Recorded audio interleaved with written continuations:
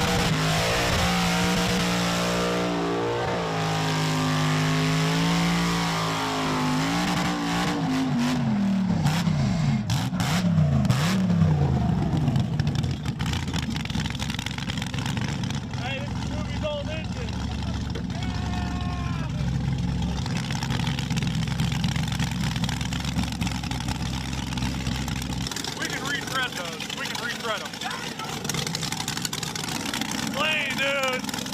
Plane room. Let's go. All right, let's get to the video. All right, guys. Well, listen, I want to first off say that this is not our first time that we've been at Motion Raceworks. We came up here before, you know, we had to make sure this was the right deal for us. But I want to give you guys the full rundown on Motion Raceworks today and what it is. And so today, I figured we'd start my favorite part of the building, and that is the machine shop. Behind me are all of the CNC machines that turn freaking blocks of aluminum like this into parts like this. So this is probably Jack Stan and I's favorite part of the building. Like I said, if you didn't know this, Motion Raceworks has over 1,600 parts available online, all different kinds of racing parts. Literally, probably anything you want for your race car they make, and about 400 of them are actually made here in the building. They are Motion manufactured parts, which is where these machines come in, and we're just gonna walk through and show you some of the guys and show you what they're working on. This is probably one of the coolest products that Motion's coming out with right now. This is the hard 90 elbows that come on the new Motion throttle body. So this is not a complete setup. I don't want to show you too much of it, but James and I have been testing these on our cars. There's one on the Nova, there's one on the El Camino, and there's one on James' drift car. So we already have these parts. We've had them for several months, and they're coming to fruition right when you guys are seeing this video. I'm gonna put this down though, it's kind of heavy. You want safeties too, so you look legit? Yeah. Do you have like a suit or like a apron? No.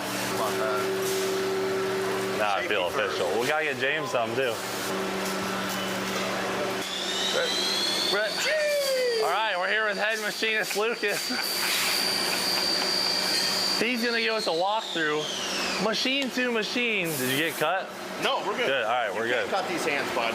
We're getting a walkthrough, machine to machine, because Jackson and I really have no idea what we're talking about, but this guy does, so take us on a tour. All right. Show the people what we got going. All right, what do we got going in the lathe? Okay, so what we have is our 4-inch V-band flange adapter. Woo! Nothing but, yep. Rotate that. Hold on, I did it wrong. Ooh, look at that. So you can put a V-band on the new throttle body. Perfect placement. Comes into the lathe. Ooh. You don't drop them. That's not permanent.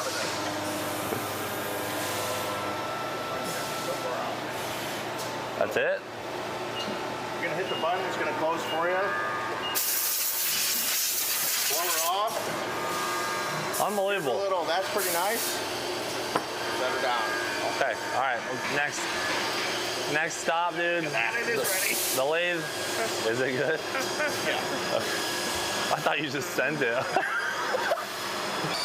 Next stop, dude. How many axes is this bad girl? 3. 3 axis. What we're doing over here at the 3 axis is we're taking this, turning it into that, which goes into here. Science, dude. 3 at a time, eh? What? 3 at a time. Look at this, dude. We got a freaking pile of these units right here, dude. So this is probably the coolest machine, the 5 axis, and that takes this into this, and inevitably turns into this, which, just look at the machining on this. And we'll only give Lucas about 2% credit on this. Lucas, who takes full credit for this? Who takes full credit? Yeah. Andy. This is one of Andy's creations. So this is what attaches to that new throttle body and can make any hard turn you want. And then it's got a V-band right on the end. It makes fabricating a turbo kit as easy as possible. Churning and burning over here, these are alternator bracket pieces. So part of the alternator bracket kit from Motion Raceworks. All aluminum, made in house. Every piece of it.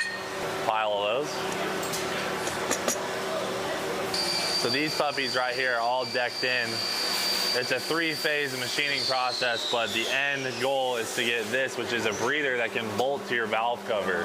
Most of the stuff we've shown you today ends up getting anodized, so this is not the finished product, but you can see it's about there. Machining looks mint. He's ready to go.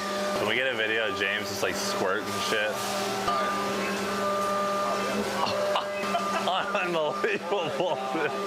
Ah, This is dude. almost done, so you can change this one. Yeah, all right. I'll change this one out.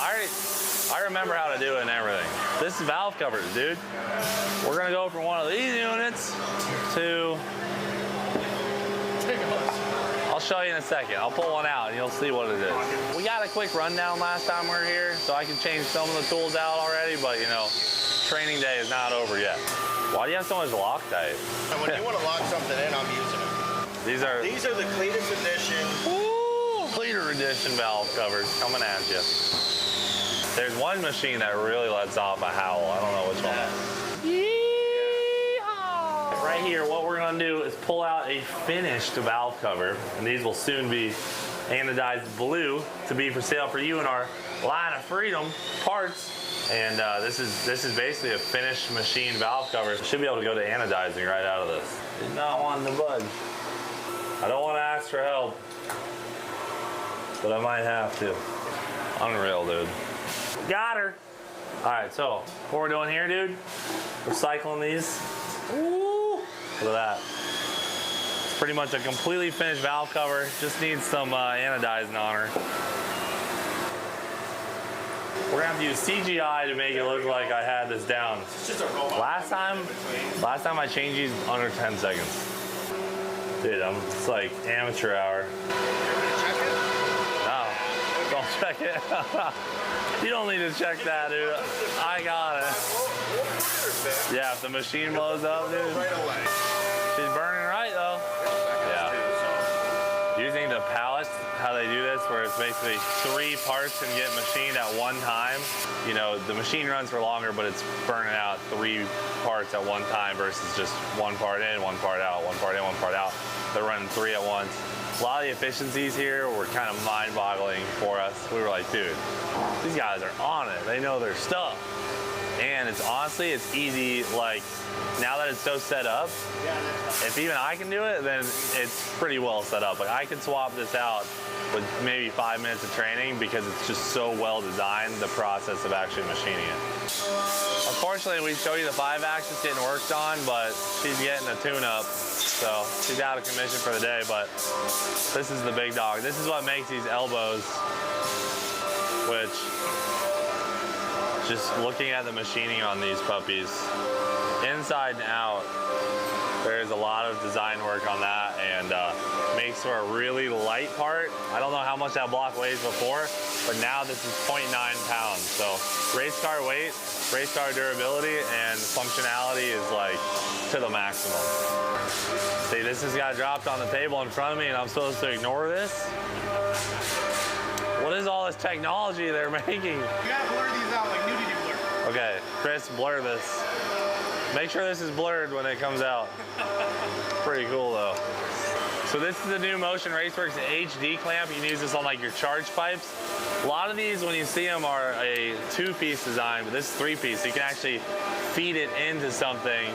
It's a little bit easier, a little bit more maneuverable. Made in-house in the USA. Billet, ready to rip, HD clamp. It just popped on the table in front of me, dude. That's how they roll around here. Also, even if you don't have a throttle body, but you just think this is beautiful, available at motionracers.com. We got tube plasma here. Never seen something like this in my life. This is actually new. This wasn't here last time. Oh yeah, this is brand new. Let it rip, dude. Can I stare at it? It's gonna get bright. Oh, geez.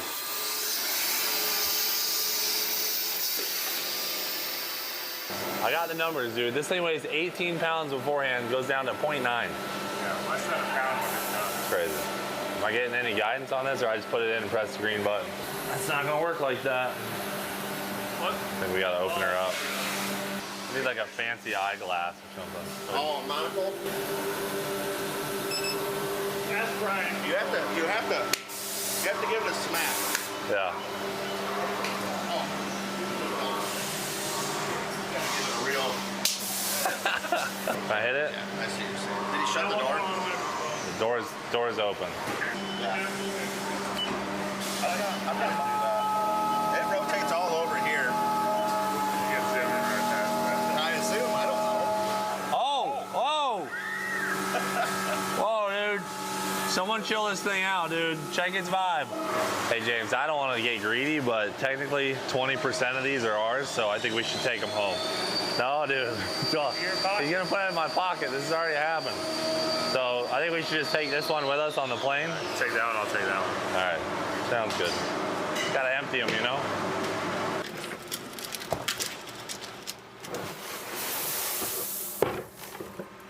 We're the chip girls.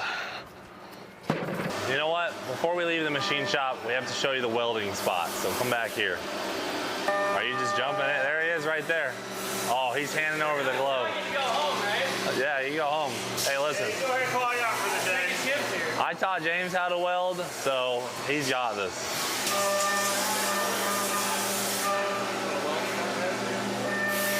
Stare right at the light. Eye clears out. Yeah. Then Oh. it's like, hopefully he doesn't weld it like at Motion. Oh. Pretty funny.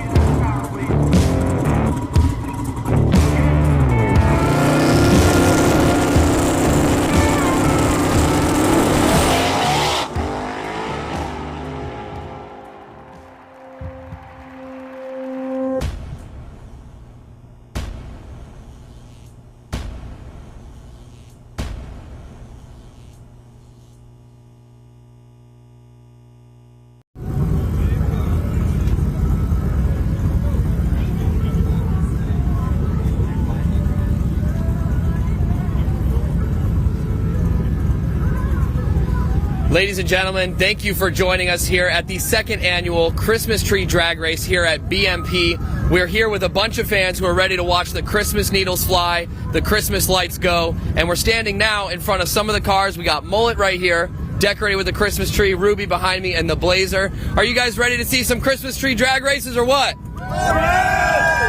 Awesome. Well, we are too. This is the first event that we've had people at since the first one was at the end of last year. It was just the YouTubers and the racers only. But we're going to go ahead and start off with some driver interviews, talk to some of these guys, see what changes they made to their car to get into the holiday spirit. So let's make our way over here. We're going to talk to Dr. Mitchell first. And it looks like he's got Dr. Pepper all lined in. What's going on, Parker? How's it going, man? How you doing? Christmas tree race. It's going to be my first time doing it this year, and I'm pretty amped, guys. Really. Yeah. So talk to us. What did you do to the car? What changes? I know you've been building it a lot on your channel, Teeth and Turbos. Yes, I have. And it's come a long way. You know, I got the car earlier this year, and now we have a completely different setup. I'm talking Power Glide. I'm talking Texas Speed 427. I'm talking a big 88 millimeter turbo. And then? Now it's time to go fast. I mean, I hadn't even driven it on this new motor setup, and we strengthened the transmission. So I'm excited to get out there, especially since we got Sick Week coming up. This is going to be a great time to get racing against some other guys. And I got my Christmas tree with Dr. Pepper cans as ornaments because the car's name is Dr. Pepper. Let's go take a look at that. I want to see how you decorated and dialed this thing in. Yeah. Excuse us.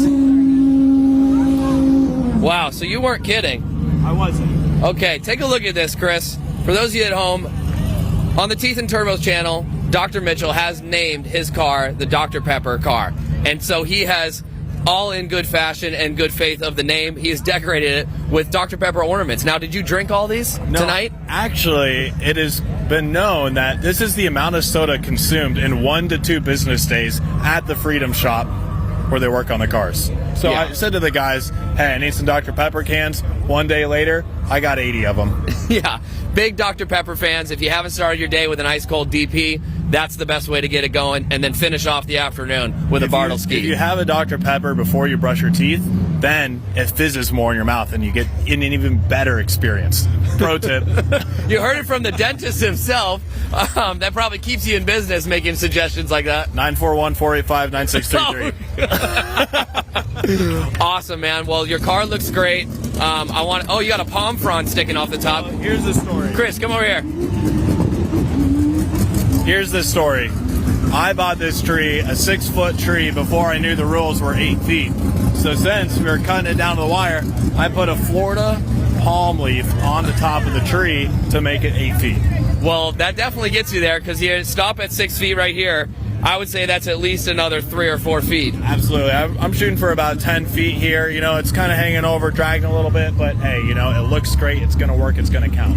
Yeah, I think it looks good, man. It really came together, so I'm happy to see you out here. I know you're getting huge into the car scene. You've been a great person to watch and a great YouTube account to follow. So if you guys haven't already, go ahead and subscribe. Follow Parker Mitchell, Garrett Mitchell's brother, on the Teeth and Turbos YouTube channel. Put a 2 in the chat below for Parker Mitchell if you think he's going to take home the win. Love it. All right, man. Good to see you out there. Thanks. All right. See you around. Absolutely. Let's make our way, Chris, over here. I think I see Cooper Baghetti off in the distance with his 2JZ swapped Camaro. Now, last year, for those of you that didn't see, or just a little recap, I believe Cooper was actually the winner of the Grinch Award. That was given to him by Lori Mitchell, Garrett's mom, due to the fact that he so poorly decorated his car for the race. So I'm hopeful that he stepped it up a little bit. Let's go check in on Cooper Baghetti. What's going on, Cooper? I'm just trying to learn how to use this GoPro real quick. Yeah? You pretty put it new at away. it? Well, Yeah. say hi to the fans at New home guy. on YouTube. You all know Cooper Baghetti. Hey, fans at home. Now, I just reminded the fans at home that last year you did win the Grinch Award. Is that true? I did. And, you know, I went a little bit more this year, but now that I'm looking at my lights, I'm like, man, maybe I did. I am the Grinch. So he's a little nervous, got some sweaty palms, not about racing, but more or less coming in the first place finisher for the Grinch Award. Yeah. Walk us around the car, show us what you did differently on the decoration, and see if we can see something here that'll keep you out of that Grinch position. I guess from the start, I tried to go for the Rudolph look. Here. You know, red nose. I lost the other eye. I gave it to Doug Cook. He seemed like he needed a little extra sticker, so I gave him that. And then we got some antlers on the exhaust. Oh. Yeah, so that's kind of cool, I guess. I don't know how long they'll last. Is that Yeah, part let's of take it? a look at that.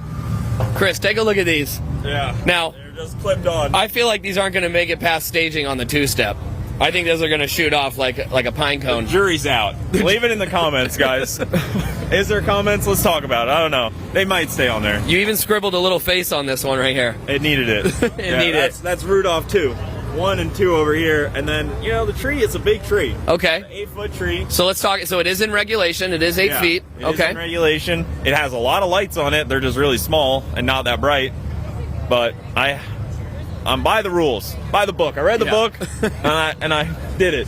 The funny thing is about the history of NASCAR is it hasn't so much been the racing and the winning. Like, that's a major part of it. But it's more or less stretching the variances of the rule book. And I think you have a little bit of NASCAR in you when it comes to this Christmas tree event. You're skirting by, Yeah, I would have used the same tree as last year, honestly, but Garza stole it. Oh, man, that little It's thief. gone. Yeah, Garza took it. All right, so we're going to head away around to the back. Any big changes you've made to the car this year? It has a new turbo from last year. If you guys remember, my turbo from last year was actually broken. The wheel was just basically gone. So I lost first round because of a broken turbo. Okay. My own fault. I caused that. Precision. You make great products. I broke your great product. Okay, but you have replaced it. Precision Yes. turbo still on the Bigger 2JZ. turbo now. So yeah. Got it. 2J, big turbo, same engine, same trans, same stuff there, but One last question for you, Cooper. If you could have a pass, what would your desired pass time be if you could run a really good night, walk home with your head held high? if my car can go 7s with a tree on the roof, I'll be happy. Good. Anything that starts with a 7. Well, that's still pretty damn quick. So I know there's some fast cars out here tonight, but yours is definitely a car to be reckoned with. We've seen you put down some amazing passes on your channel, and I wouldn't be surprised if you're able to do that same thing tonight. That's the goal. I have a lot of passes at this track, so I hope that plays to my advantage. Awesome. Well, thank you, Cooper. Thank you so much for joining us. Good luck out there tonight, and we'll see you at the drivers' meeting, okay? Yep. Wow. A lot of good talent here tonight, and a lot of fast cars. Looks like we got a Fox body over there, Chris, with a lot of lights. That definitely seems to exceed the length limit of the 8-foot tree. That is quite possibly the biggest tree we've seen this evening so far. But that car is looking very good. It definitely does not look slow. Giant hood, skinny front tires, and that thing will be pretty quick tonight. As we make our way back here, I'm going to see if we can touch base with our fans. The Motion Racework guys. I mean, they're putting out some amazing products. They just launched their side-by-side line of products. Extremely cool to see them expanding into different realm of motorsports. Check out their channel, Motion Raceworks, and side-by-side parts. Where did Doug go? Hey, Doug. Let's look at your car real quick, man. I'm going to come around over there. Yeah, is this one of your guys' too? It's a buddy of ours. Came all the way from Denver. Wow. He's around here somewhere. So we got a buddy out here all the way from Denver. Yeah, the Starks, father and son duo. This is a nice looking car, so we're going to find it. What's his name? Tom Stark. He should be around. Tom here. Stark. Not Tony Stark, folks. Tom Stark. Yep. All right, but Doug, the Motion Raceworks man, the myth, the legend, brought out the old Fox body. Yep. This thing was singing earlier when Yep. we were at the shop. You had that thing turbo spooled up in a matter of a half second. Yep. Tell us what you've done tonight to decorate this thing and get in the Christmas spirit. Well, we spent about at least 20 minutes throwing the tree on top, some ratchet straps, and some lights. And we got an inverter inside of it that's permanent. Derek used it to power his cooler on race week, I think. And then just a light up wreath. So, I don't really feel like we went all out enough this year, but it's solid looking. It's classy. Well, the good news is I don't think you're necessarily in the running to win the Grinch Award. We're going to have to find out. Cooper won it last year. His tree's pretty dimly lit. His tree looks like his house. I've been by his house. He's like into these solar-powered lights, and they don't get very bright, but he thinks they're cool, but they're not. Hey, look good, feel good, right? Yeah, whatever makes him tick. Awesome. Well, let's take a look. So, how many millimeters is this wreath? Oh, that is a 200-millimeter wreath straight from Motion Raceworks. So, Okay, yep. you can find a new 200-millimeter wreath on motionraceworks.com. You heard it here. Yep. Now, how many horsepower do you think this is going to add for you? Well, I don't know, but I'm just hoping it doesn't get sucked into the real turbo, so we'll find out. Yeah, one thing I want to show you, Chris, I don't know if the light is going to be good enough for this, but I noticed this earlier today. Take a look. This is his turbo inlet right here. This is quite literally like a sewage drain lid, Doug. Where was the inspiration for that come from? Well, it's an NDS brand concrete drain. And on race week, we just thought, hey, it needs to get more air into the turbo. I didn't actually do this. Derek from Vice Grip Garage did it. And strangely enough, it works. So is it dumb if it works? No, not really. No, not really at all. No, it looks great. It's in the Christmas color. Builds a lot of character. Absolutely. I think it's so funny when we see these cars put together with some sort of out of left field components, but it just works. The car goes fast. What are you hoping to run tonight? I don't know. Haven't run the car since June, and we did change the oil prior to this race, so that's about it. So Great success. Yeah, great success. I think we should be able to go like 820s. Okay, so we're good. not by any means top, but Yeah, but an 820 is a solid pass. I mean, that's going to be pretty good at high mile an hour, at least well over 150 miles an hour, I would guess. Yep. But this is a very cool car. We've seen it several times on the channel as well as on yours. Yep. But I'm very excited to see you out here, man. Thank you for coming. Were you here last year? yep, inaugural, man. Inaugural. So we got to every year. This is the best race of the year. Absolutely. It really is one of the most fun, and cool. it's so cool to see these fans out here. We have over 460,000 people in attendance tonight. Pretty impressive. It's a big facility. So. More people attending this than the Super Bowl. That's impressive. I didn't doubt it, though. Say hi to the fans at home on Hey, guys. YouTube. We are live, but thank you guys. Put a 4 in the chat below if you think Doug from Motion Raceworks is going to take home the gold tonight. All right, Doug. Take care, man. Have a good one. See you, dude. Just another classic Hey. racer. Oh, we got Tom Stark. Let's take a look at this. Now, this car is extremely beautiful. Tom, Spicy Spence, how you nice to doing? meet you. How you doing? Nice to meet you, too. You came all the way from Denver, Colorado. Is that true? Blaine and I came all the way from Denver, Colorado. Is this your crew chief? This is the crew chief, yeah. Blaine, nice to meet you, man. Give me some knucks.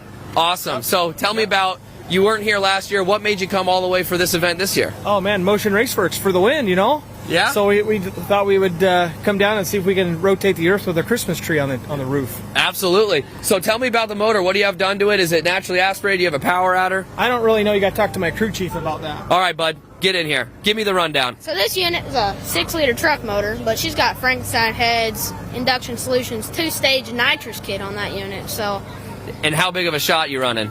well, All of it. all of it. Whole bottle. Yeah, Awesome. about as much as she'll take. And how much to the wheel is she putting out? She probably puts 1,000 down to the wheel. 1,000 to the wheel on the 2-shot. Yes. Wow, that's pretty impressive. Now, what year is this vehicle, Blaine? Come around this way with me. She's 1955, 210 wagon. A lot of people make a mistake and call them, I think it's a Nomad. yeah, Nomad. So Those she's knuckleheads. not a Nomad. Those silly reindeer. 4-door, dude. 4-door. 4-door, dude. You hear that? Blaine, the crew chief, giving us the once-over. Now, is this natural patina with a little clear coat over it, or is this just how she runs? That's how she is. She's got a little bit of wax on her, but She's shining nice. This Chevrolet looking good. usually we don't run her that shiny, but Yeah. it'll do. But it's the holidays, right? And you know yeah. Santa's Peruvian around with his sleigh, showing that off. So you thought if he's going to peep down, he's going to look at this, and Santa will probably put one of these on his Christmas list. Yeah. How many more horsepower do you think this has than Santa's sleigh? Too many. Too many to count.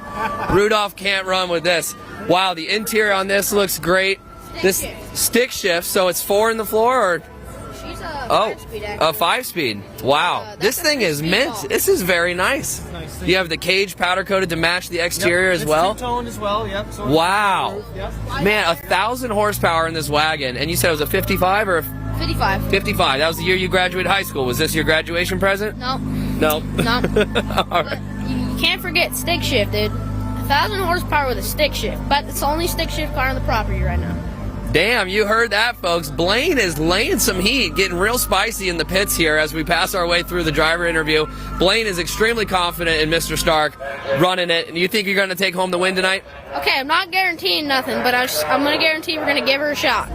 Hell yeah. Dude, I like your attitude, man.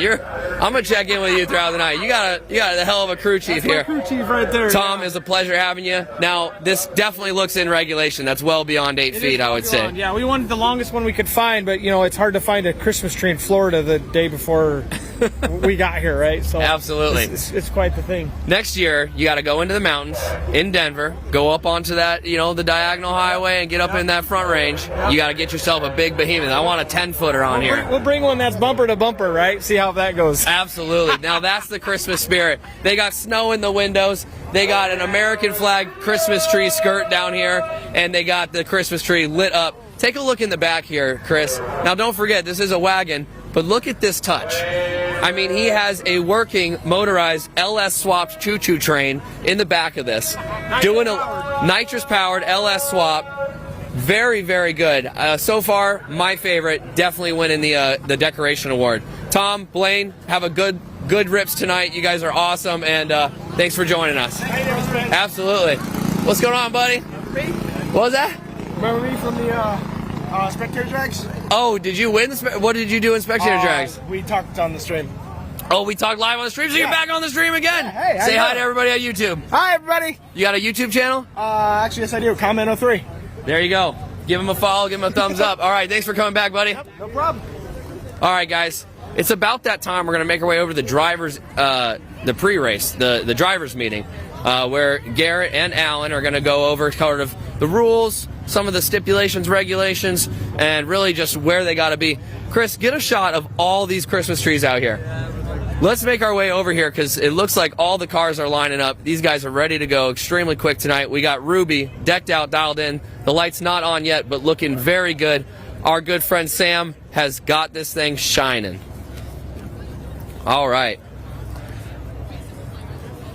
This is a treat. Maximum aerodynamics right here. We got mullet dialed in with a tree pointed back. This thing's looking very good. Again, another vehicle in the fleet. Shiny as can be. All right. We're going to make our way over to the drivers meeting, Chris. Check in with old Cleat. This one's on the front. That's a bar stars and a badass race car right there. That might be a 10-footer. 10.5, huh? Damn. That's a big deal.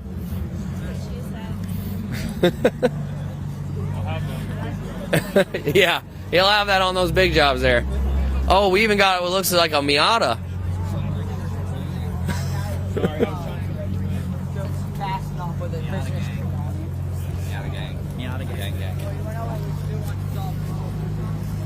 You want to make our way to the driver's interview? Or the driver meeting?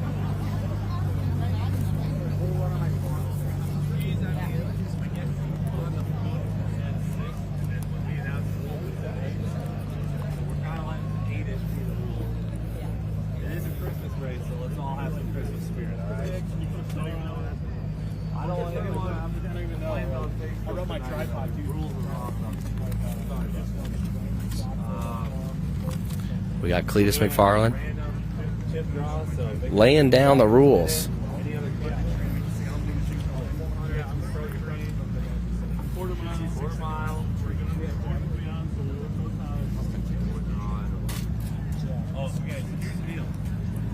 As long as your tree is lit up when you pull up, I mean, that's going to be a very big rule. I saw pretty much everyone's cars, their tree lights all work.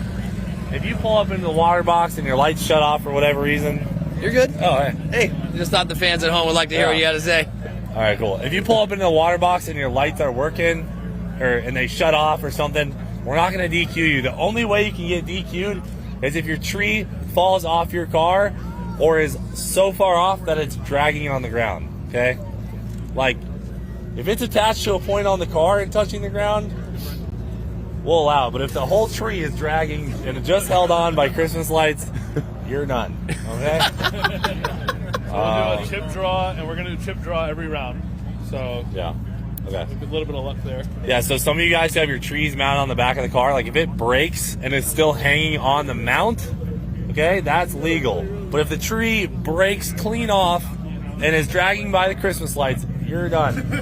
And then if the tree breaks that comes completely off the car throughout the run and you're in the other lane, just let off because you don't want to get hit by that tree and you already won. So we'll have a camera to look back and see what happened, but I think that's the only. Look at this guy. We got to check his car.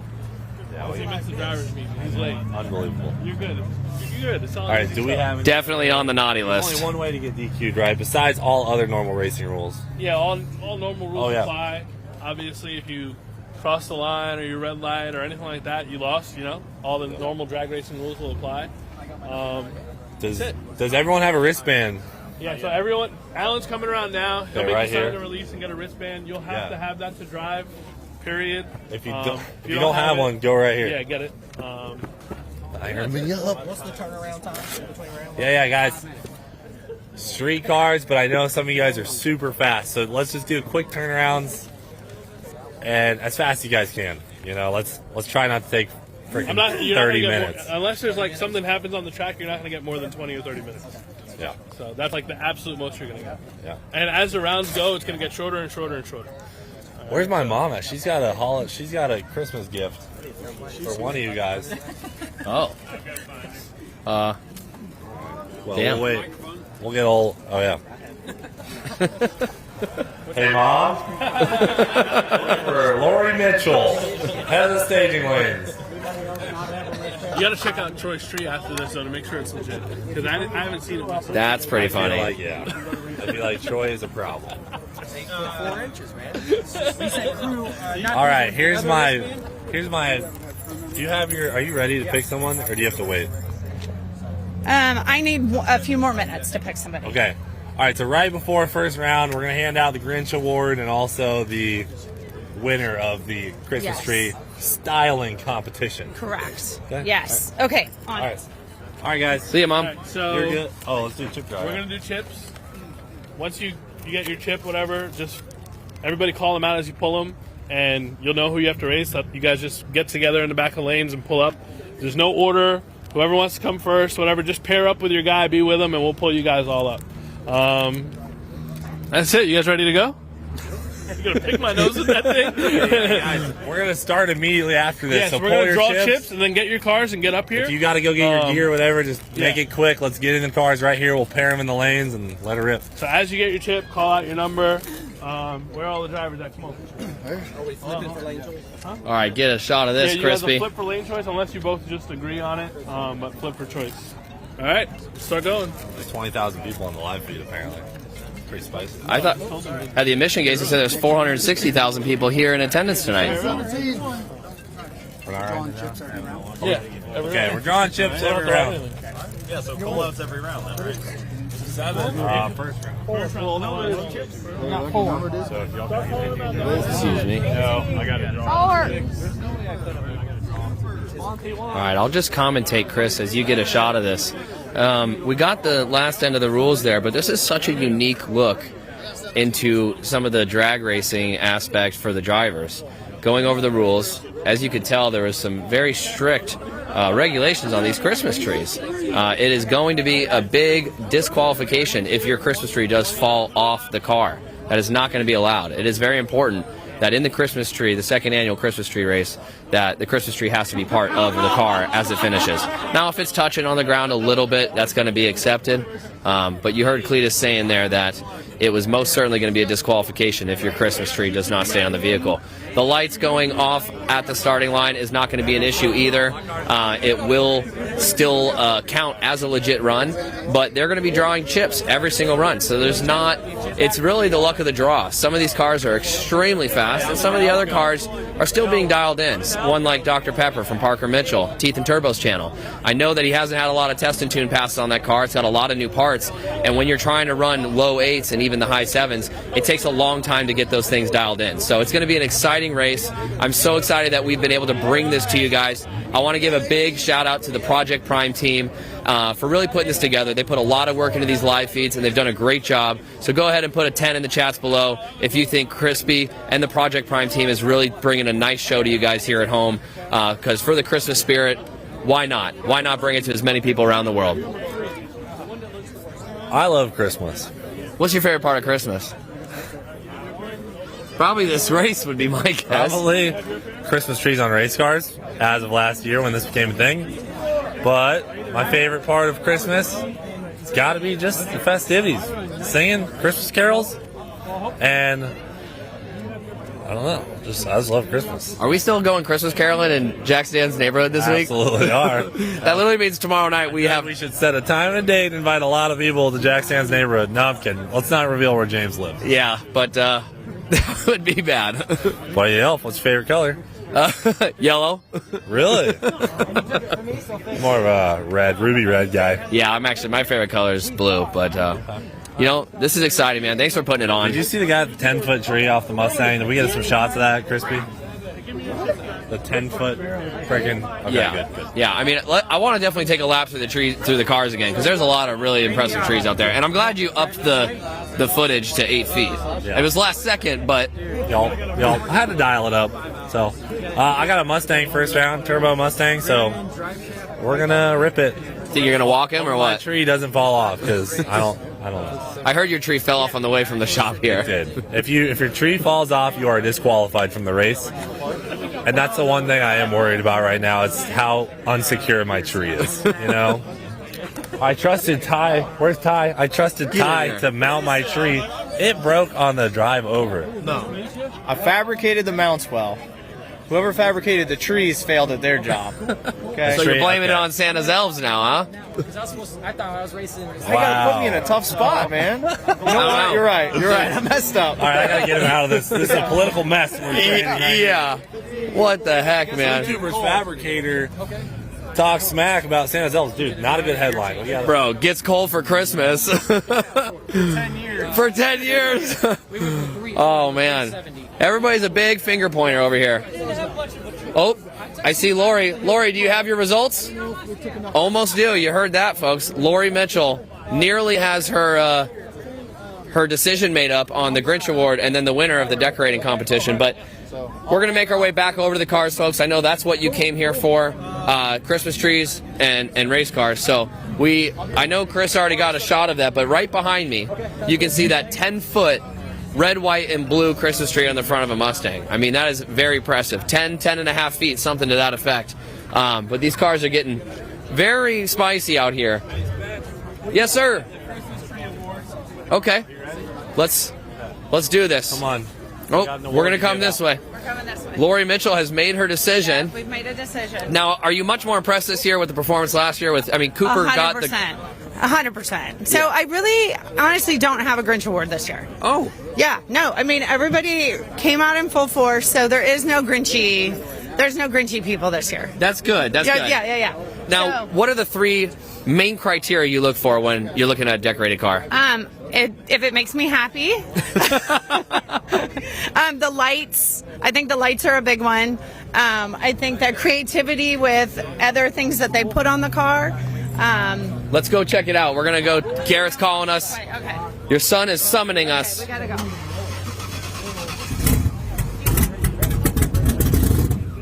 Oh, loud car.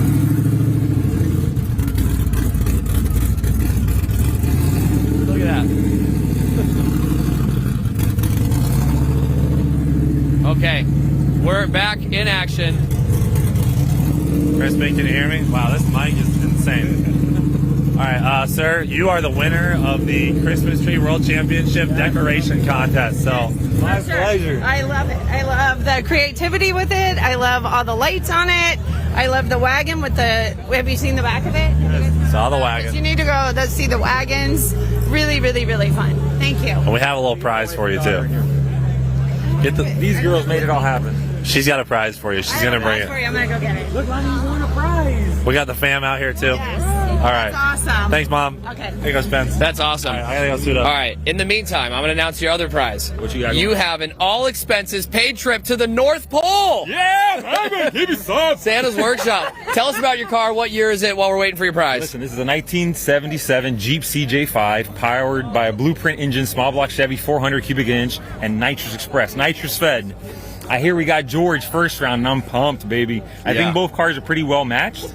Okay. So let's see what happens. Have you seen that thing bogging some big wheelies lately? I have. I'm a big follower in you guys' work, and that thing's a beast. Yeah, well, this thing is definitely, I mean, you got Rudolph up front. Yes. I mean, from Let's see how well he hangs on. Yeah, exactly. I'm going to walk around to the back. I haven't got a chance to look at this. Now, is this the trailer? Is this where Santa keeps all the presents? Or we got 2 trailers here powered by the best stuff in the business. We got ATF Speed transmission products. Ooh. We got Nitrous Express on board with all the goodies. We got Nitrous Express, Real Street Performance, all my sponsors. These guys are all on board. That's so funny. This trailer must be going to my house because I ordered all that stuff. Yeah. I'll Awesome. be there later tonight. Good, good. So this is your first time out, correct? It is. I watched you guys last year. I enjoy racing at this facility and this track, and I had to come be part of this for myself. That's awesome. Well, thank you for coming, man. It's guys like you that keep the sport alive and growing, and then putting on a performance like this. The kids love it. The family loves it. I agree. You're putting on some great content for everybody to enjoy. But I'm very excited to see. I see a massive fuel cell back there. Got a big tire you know, as well. Yeah, yeah. 22-inch wide tire by 33 inches tall. Wow. Yeah, this thing's pretty rad. This thing's Lightweight, gonna scoot. Short wheelbase. She's Yeah, gonna it's pretty move. sketchy. What's the fastest pass you've made in this? 1062 at 122, like a week ago here. Not bad. That's right in line with the Blazer. It I is. mean, They're you pretty might close. be able to take him. Let's see. Let's get that jump. All right. All right, my brother. All right. Have a good one. Thank you. Merry Christmas. Can I ride back here? Anytime. Awesome. Man, these guys have really stepped it up. I mean, it's so awesome to hear that Lori said there's no Grinch Award being handed out this year because everybody's taking this really seriously, you know? How often is it you get to participate in a race? Everybody loves racing their own cars, but then you get to decorate it for the Christmas spirit. So cool to see. We have some amazing vehicles, guys all the way from Denver. I'm sure we have some contestants that are farther away, but another Fox Body. We have several Fox Body Mustangs out here. But the guys, the racing is soon to begin. Christmas trees out the wazoo. This is going to be fun. I hope everybody at home's having a good time. I'm sure they are. Hot cocoa, you know, a little bit of spiked eggnog. Put some SoCo in that eggnog there. That's a good way to stay warm. Oh, don't mind us. Come on. All right, guys, the cars are starting up. What do you say we make our way back to the starting line there, Crispy? What do you think?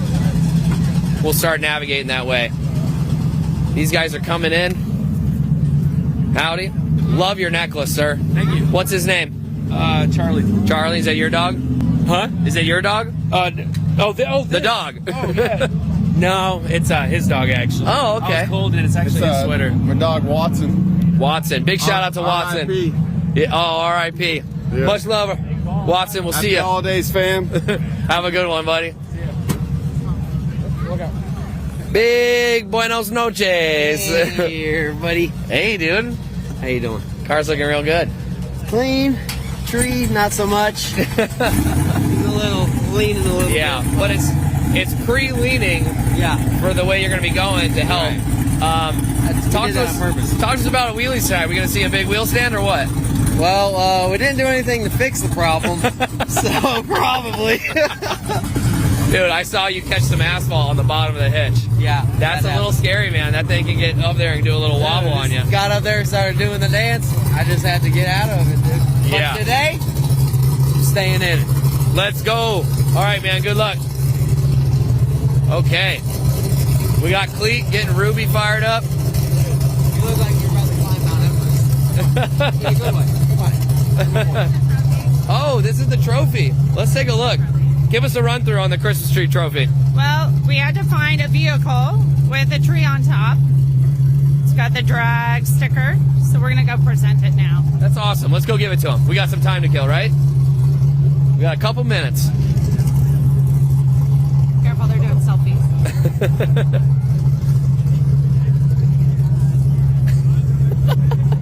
I love it. Lori, I got Lori with the photo bomb. She's kind of savage. I dig it. it. Okay. All right, good sir. Are you ready? You ready to accept your present? Come on, that is beautiful. Look at that. Go. Do you love it, baby? There you go. Congratulations. You won tonight. So adorable. There you Awesome. That is beautiful. She's going to try to keep that on the mantle all year long. And you're like, it's not Christmas anymore. That's awesome. Thank you, guys. Congratulations. Thank you. Congratulations. Thanks for being so festive. Yeah. Good luck. Baby, that is beautiful. Do you love it? Like I said, this is probably one of the most family-friendly shows out here. Super cool. These cars are starting up. It's going to get very loud very quick. Where's the best place to watch this? I wonder where the fans want to see this. Do they want to see it from the burnout box, or where are we going to film the live action from? Well, we have multiple angles. We have multiple angles We tonight. have 3 angles. We have 2 cameras at like the 330, so they'll be pointing at the actual starting line, and then the boards, and we have a drone, all that stuff. So Wow. this is just 3 angles. That's really cool, guys. Project Prime has gone full force with the production quality here. multiple camera angles being presented. So you guys are going to be in for a treat with the live action tonight. So if you ever watch the show or the race week, Rocky Mountain Race Week, they usually do a very similar sort of production value. But Rice Krispie, the Project Pride team, has done a great job. And I'm sure everybody at home is going to have a great time. Go ahead and invite your friends. Tell your family to get on. There's not much going on. A lot of you guys have work off tomorrow. We couldn't do this without you guys. So on behalf of Cletus and the channel, I just want to say thank you because I have a blast doing this. You guys are great. You guys are full of Christmas spirit. And I'm excited to watch some damn good racing tonight. Santa Claus would be very proud. He'd be very proud of that. I mean, a red, white, and blue Christmas tree, I wonder where you get that. Or maybe it's custom grown. You know? It's probably grown in increments. They plant it in blue soil, dig it up, plant it in white soil, dig it up, plant it in red soil. What a field. When are you ever going to see this? This is probably the only drag racing I've ever seen with props and decorations on these vehicles. I can't think of another series where the same thing is done. So, very exciting to see. We're going to be giving you guys the live action all night. We're going to watch a lot of good racing. There's thousands of people. I mean, there quite truly is nearly full bleachers. I mean, this is very cool to see. BMP is one of our most loved racetracks, directly across the street or directly next to the Freedom Factory. And so you see a lot of this track in the channel when Cletus and the boys do their tuning and their testing on their vehicles. So huge thanks to Victor for putting this on again, opening up the track, and just bringing another Christmas festive racing event here to everybody to see, and then people around the world to be able to tune in on YouTube. Chris, we're right in the way here. I think we need to... He's got snowflakes on the side of the car. Must have drawn one of the first chips. Gonna see who he's going up against.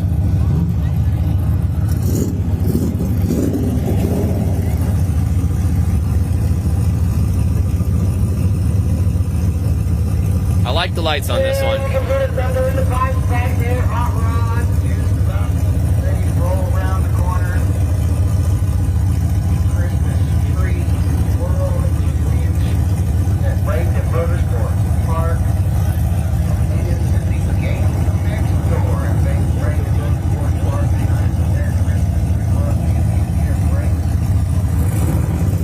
All right.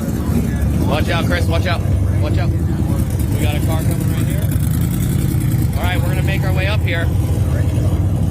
He's got the Grinch sticking out of the trunk on that Mustang.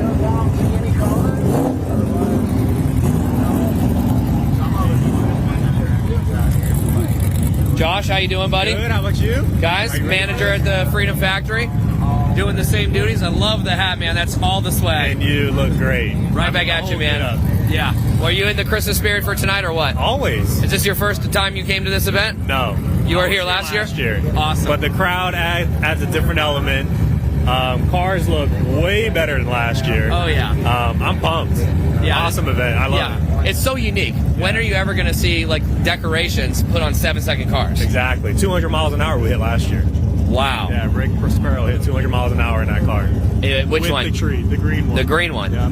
Wow. That's a turbo Mustang? Oh, it's an RX-7? RX-7 turbo car, yeah. Looks good, man. I mean, like you said, definitely like Lori came to the conclusion, there's really no Grinch Award this year because everybody did a great job. Everyone put their best foot forward. They showed up. Yeah, it's very cool to see a unique sort of, I mean, and we have tens of thousands of people at home watching and tuning in. We're going to have more join us for the rest of the evening. So let's do some good racing. No accidents. Everyone will stay safe. And thank you, Josh, for doing everything you do to help this show go on. Thanks, brother. All right.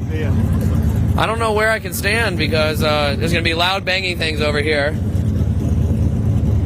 The track looks mint.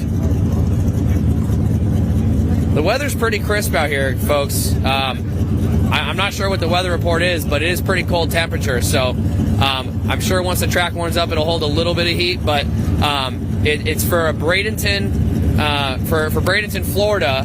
There's most certainly a cold front rolling through. Traditionally, like not even 3 or 4 days ago, we had the mid-70s in the evening. So it's actually, yep, I'm getting that from the meteorologist at the Project Prime headquarters saying we have an air temp of 57 with a dew point of 41. So yeah, so it's you guys heard it, very cool for tonight. But we all know these power adders, these big turbo cars like that cool weather. So some of these cars are going to make some of their faster passes that they have in the last 30, 60, or even 90 days. So the track's getting sprayed right now.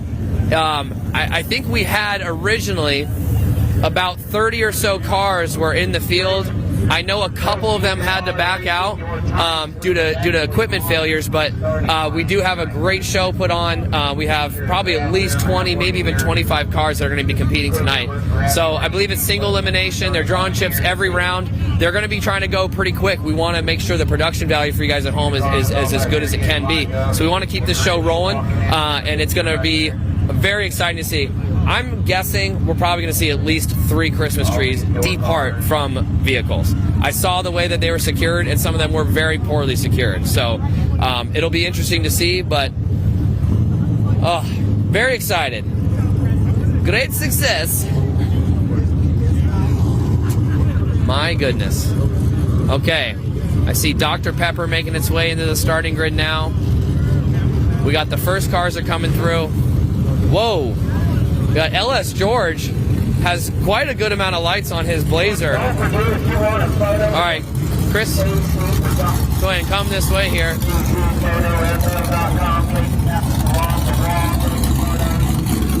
All right, folks, we got our very own LS George up first. He's going to be battling the gentleman that won the Christmas tree decoration. But in the comments below, go ahead and type a big old Buenos Dias in honor of LS George.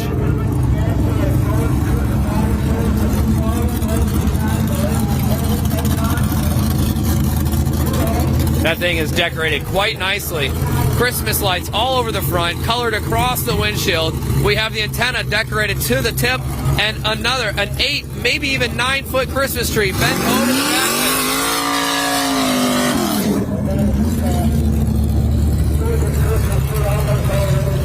back. The good starting burnout. Now remember, guys, George is more than likely going to wheelie this thing.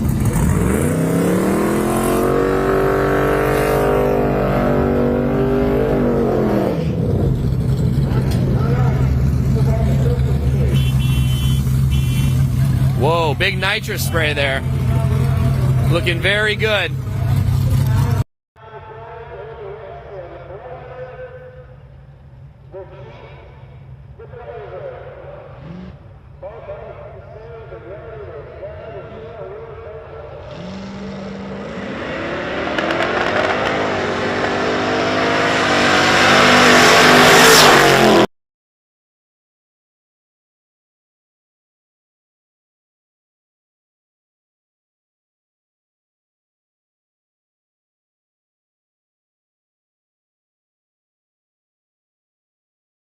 Which was good to see and really helps to make a faster pass.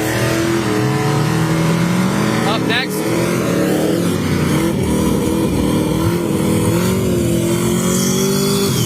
we have a station wagon and a turboed Fox body.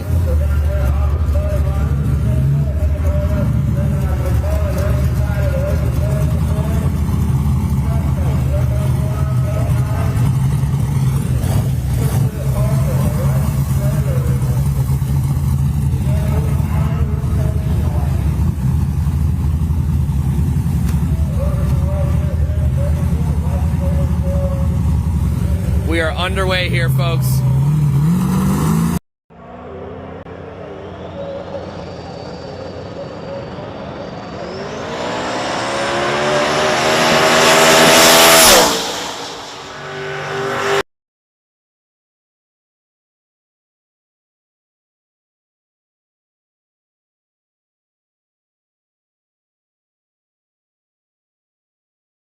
On that one. Up next, we have our very own Cletus McFarland in mullet in the left lane. He is going to put down an amazing pass with that new transmission. Let's go ahead and walk across the starting line here. See if we can't get an amazing shot. We had a red light lit because some of that debris came off on that right lane. I'm sure you guys got a great view at home. I don't know what it was, but it is everywhere. And so they're going to go ahead and clear the track, make sure that this thing is prepped and ready to go. But I can see it everywhere from here. I'm guessing it had to have been ornaments. I saw the parachute go early, it looked like. I don't know if that caused the debris to go out there. Let's go ahead and get over here and see if we can get a up-close shot of Cletus. Are you going to film from right here, Chris? Oh, Chris is stuck. Somebody help me. He's not stuck. Wow. That was crazy. So our second pass, we had, as I mentioned, you know, some of that Christmas decorations came off, and that's one of the risks we run at one of these events with all the decorations on the cars, that some of these cars will be leaving their ornaments out there. Weight reduction, on-the-fly weight reduction. Man, the lights of Mullet are so bright. We got fans. The bleachers are packed nearly all the way down. We even have people in the second set of bleachers on the west side of the track. People lining the fences everywhere. From what I hear, we have thousands of people at home on the edge of their seats enjoying the show. But, okay. So it looks like Garrett pulled back, waiting for the track to be cleared. We got about 3 or 4 guys down there cleaning up the mess. These cars are going so fast. I mean, that was a 7.5 for a second pass. That car was booking it for sure.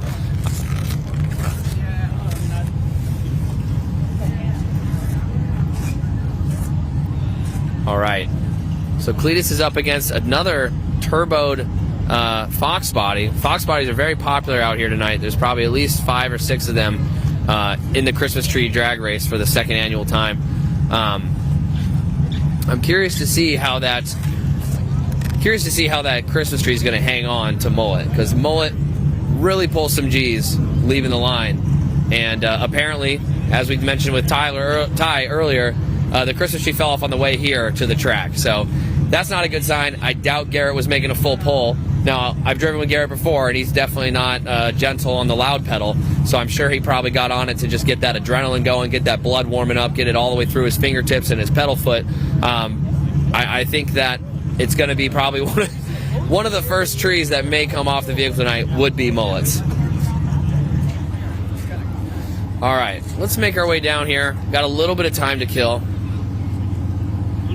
Let's talk to Victor. Got a little bit of trash already on the track, but getting it cleaned up. Sean will be back in a second. We're going to send it. Was it ornaments that came off that car? Ornaments and all kinds of stuff down there. Unbelievable. Yeah. We need Zeus fasteners on the trees. Dude, you always... Look at this guy's hat. Wow. He always outdoes me. Always. No. I didn't try today, but if I did, I'd be super offended because you just would have killed me right there. I got to give a shout out to my man Victor at the Cletus McFarland wedding. He was my only other fellow guy wearing a bow tie. Oh, we killed it. We crushed it. We crushed it. I was explaining to somebody at lunch yesterday that I think you and your wife had best dressed. You and your wife looked outstanding as a couple. I'll say that if there was an award for best dress, we were definitely up there to be picked. But you were there too, don't you? Yeah. You know, it'd definitely be a 7-second pass on the award winner. We were both running it good. Maybe a low 7. Yeah. It was nice to see somebody else got a little swag, a little style. You know, the green shoes over the top. Yeah. Oh, thanks, dude. We're ready to go. All right. We got the word from Victor, owner operator here at BMP.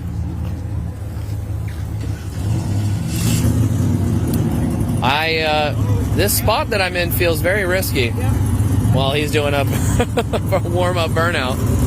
Those lights are bright.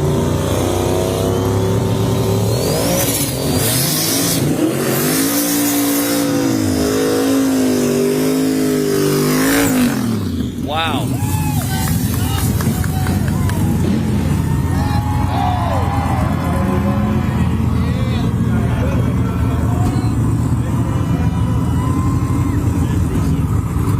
That was a good warm-up burnout. We got Mullet ready to put it down here. Cletus McFarland going to give it his all. The lean back Christmas tree.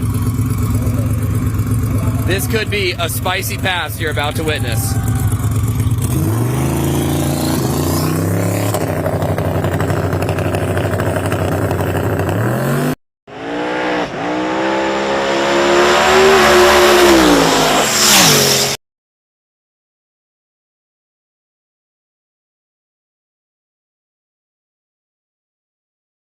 the beans he had. Let's check in with Nate, aka Dr. Tune 'em all. What's He happening? backed out there for a second. Was that just due to him trying to get more control over the car? I think he pedaled it. Yeah. I think he pedaled it. He definitely pedaled it within the first 60 feet, but as soon as he got right back in it.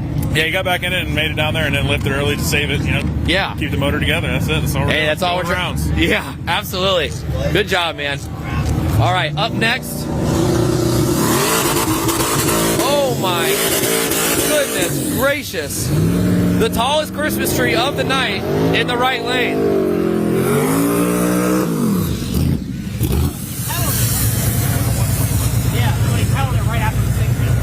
Wow. We got the Grinch acting as crew chief in the left lane for that Mustang, helping back him up. Yeah, you were kind of slow. I know. It felt so good. On a double boom. Dude, I did not mean to. This could be an outstanding race right here.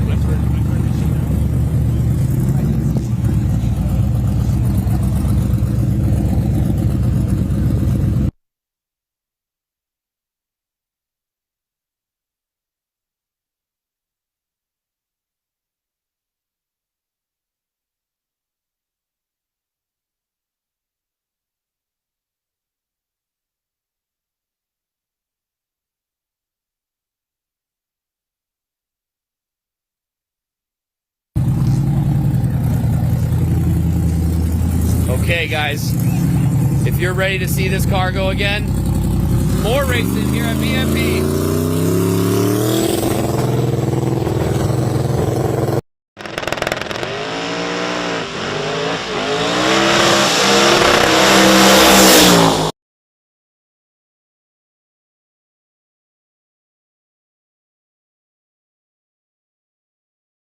The win with an 8.9 at 130. We had a higher speed pass in that left lane. That white Mustang pulled a huge wheel stand, but unfortunately ran a 9.0. That was extremely cool to see. Wow. Right here, guys, my heart is racing. My blood pressure is through the roof, and I think that a lot of the people here are feeling the same type of way.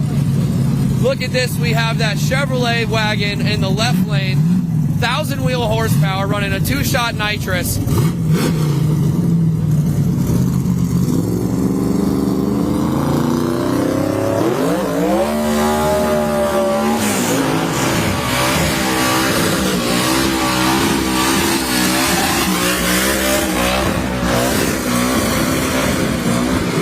Oh my God, that was one hell of a tire warm-up. That was more like a burnout. That was crazy. Hey,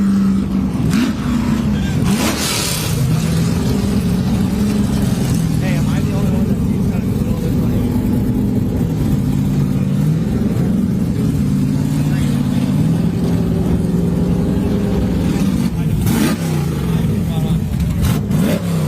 How many balls of rubber from where he's straight? Okay.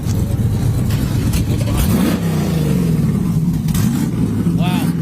We got Blaine, the crew chief. He's in there. Looks like he's charging the nitrous system. This is a very fast car, guys.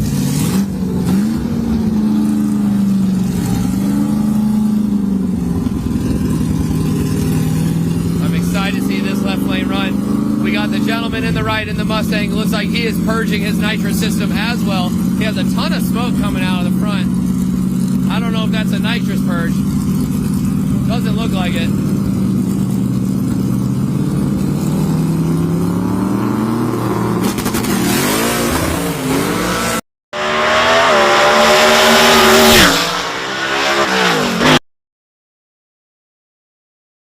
Second fastest pass of the night in the right lane. The blue Mustang running a 7.6 at 159. The left lane, the Chevrolet wagon, ran a 10.6. 10.9 at 119. Had a little trouble leaving the line, but Blaine, you guys did great. Thank you so much for coming. It's all right, dude. I'm good with that. You know, never been to Florida. That was actually the first hit on the pass on the car with a new motor, so it is what it is. We've been fighting a few tune-up issues too, so it is what it is. You know, we were hoping for a little bit faster than that, but you're proud of your run. I'm good with that. You know? Good, man. Well, learning is earning. Blaine, thanks for coming out all the way from Denver, Colorado, guys. Give a big thumbs up in the chat. So you say thanks to Blaine. You're honestly one of the best crew chiefs I've met all night, like hands down. You're my favorite. Your team, you guys did really good. So thanks for coming. You got a YouTube channel? Yeah. What's your YouTube channel? Blaine's Therapy. Blaine's Therapy? Yeah. So that's the name of my race car. That's why it's that. So, Awesome. What kind of race car you got? Junior Dragster. Junior Dragster. You guys, this is the next generation of what we're doing out here. So it's guys like this that we love to see get excited, coming all the way out here with Dad, making a last-minute trip before Christmas. I really hope you have a great Christmas this year, Blaine. All right, travel safe, man. Dude, I mean, the kid's a legend. I mean, he's great on camera. He's already starting a YouTube channel. I mean, he's the best acting crew chief we've seen. Now, guys, we're no stranger to Ruby, all right?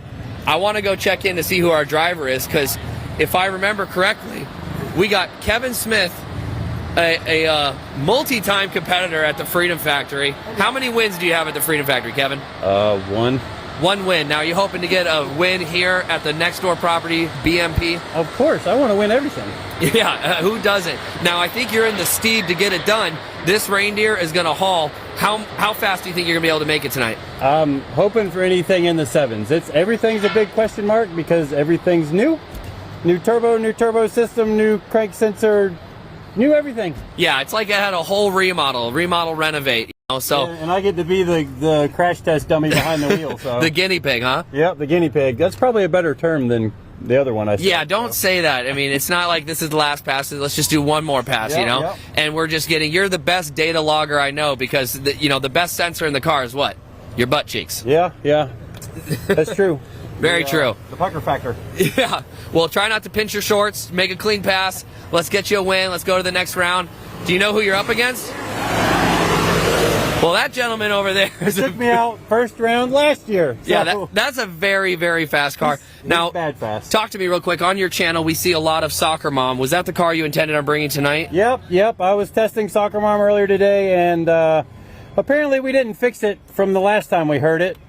Put it back together. It didn't have the cylinder heads decked like we should have, and it went. And the first pass was hurt on the first pass. So I'm sorry to hear it. Well, good news is you're a great fan of the show. We love having you, Kevin. Make a good, clean pass in Ruby.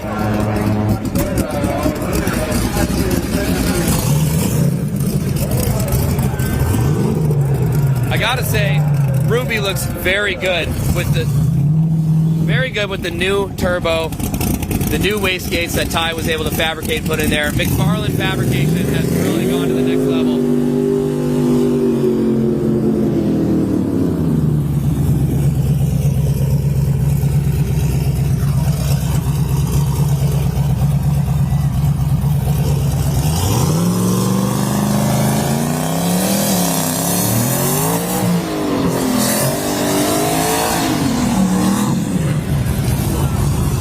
Well, that was quite the starting burnout. I saw those brakes getting really hot there. Now, in the right lane, we have a green RX-7, which I believe was the winner last year. It was one of the fastest cars out here and knocked out Kevin last year as well, first round. So that is an extremely, extremely fast car to watch there. I know all our eyes are on Ruby. We literally need everyone's Christmas spirit right now to power Ruby to a 6 to beat this car. Yeah, you hear that, folks? Christmas spirit to the moon. Cletus McFarland himself is asking a favor of everybody at home. Please make a loud hell yeah, brother. Sing loud for all to hear. Yeah. Oh, holy night. Let's see if this will be a holy night for Ruby. In the left lane, Kevin Smith piloting the rocket.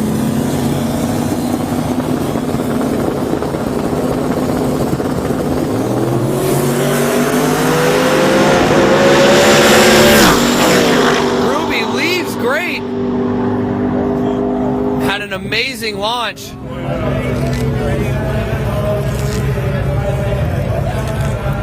Wow. Ruby was ousted. Unfortunately, did not make it. Ruby ran an 8.1 in the left lane at 166. But the car on the right ran a 7.0 at 199 miles an hour with an 8-foot Christmas tree on top. It is not every day that you see that at a drag racing event. This is a very clean race car right here. Another Mustang. against my good buddy and friend, Dr. Robert Mitchell and Dr. Pepper in the right lane. Lots of new parts on his car. So I know that he's excited to try to make a good pass, but I do know he's trying to get the thing dialed in. I'm unsure if he's really had a lot of time to tune it. And so I'm hoping he can really get it dialed in. I love watching my friends run and having good, clean races here. Ruby just did a great job. Cletus and the Elko did a great job. We had George doing great. So, guys, the fam is moving forward, except for Ruby. But let's see if we can get this guy a little bit of Christmas spirit from you guys at home. Everything helps. Let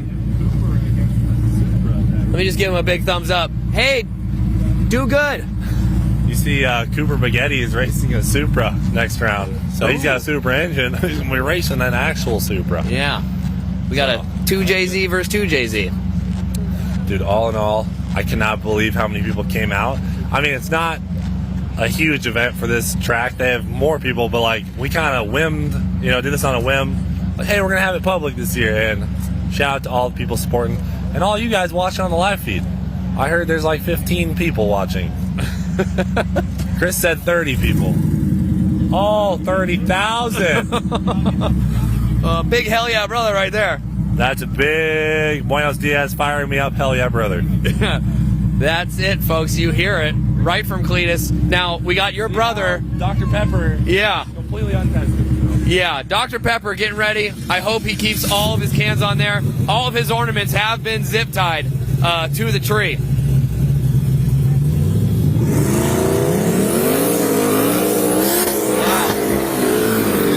Mustang on Mustang. All right, guys. My good friend, Robert Mitchell, Parker Mitchell, a.k.a. Dr. Mitchell, a.k.a. Teeth and Turbos, with his 8-foot palm frond tipped Christmas tree hanging off the back. Dr. Pepper getting all the way to go home.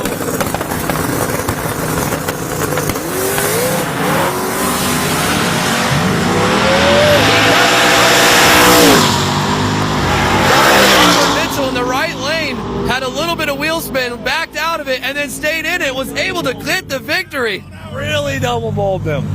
Wow, went 161 with a 9.0. Okay, we gotta tell Parker about double Bowman.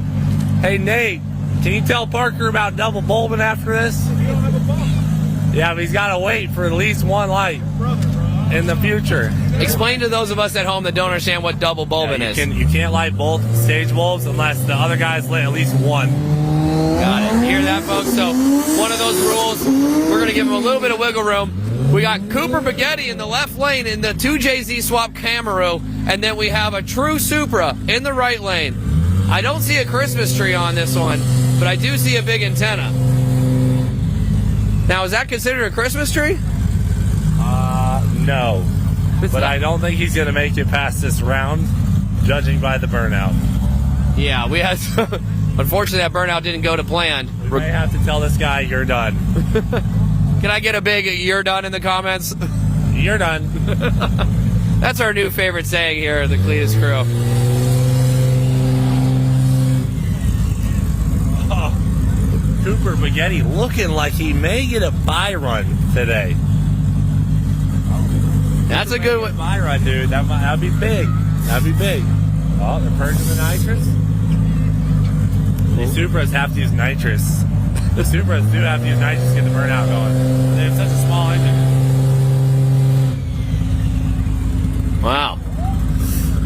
Not sounding awesome there. Give him a chance here. Both of these cars are built by Induction Performance Coopers and a SCAR. They do have their way with the Supras and the 2JZs, so they know these motors well. And it looks like he's going to go to the staging lights without doing a burnout. That's a bold strategy, Cotton. Let's see how it pays off for him. All right. Induction Performance Supra in the right lane. And another Induction Performance of Cooper Baghetti, 2JZ swapped Camaro in the left lane. It looks like it may be a walk in the park for Cooper, just due to the fact that this car seems to be having some difficulties here.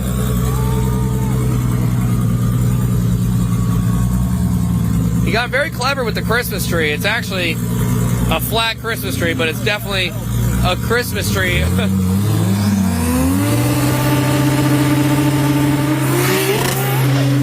Oh, Cooper got a little bit sideways, but no worries.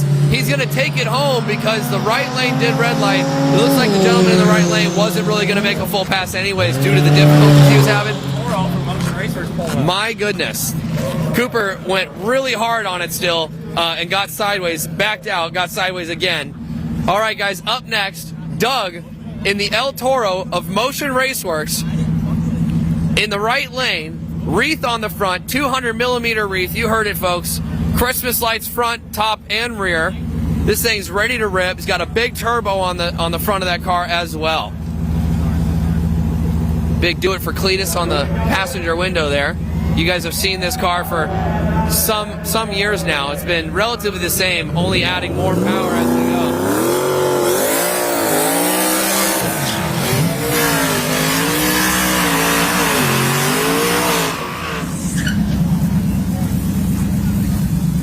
go. Lots of Mustangs out here tonight. New and old. Fast and faster.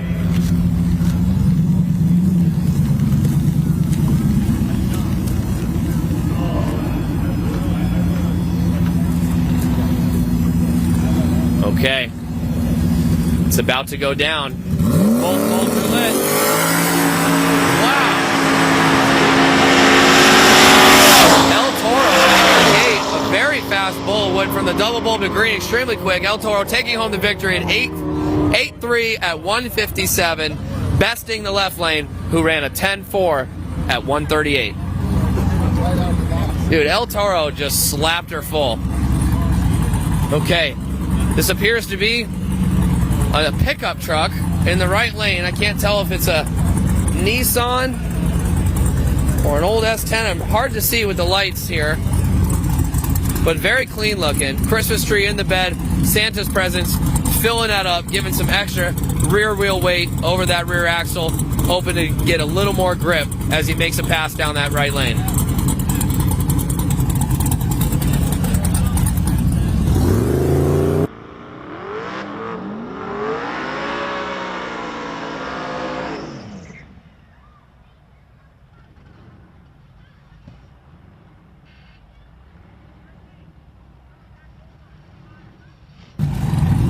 Okay. Very good Christmas trees over here. It looks like we had a Christmas tree extension added to the tree on the left there, Chris. Very funny to see the way these guys decorate.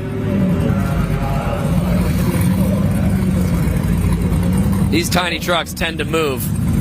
Very small, lightweight, short wheelbase.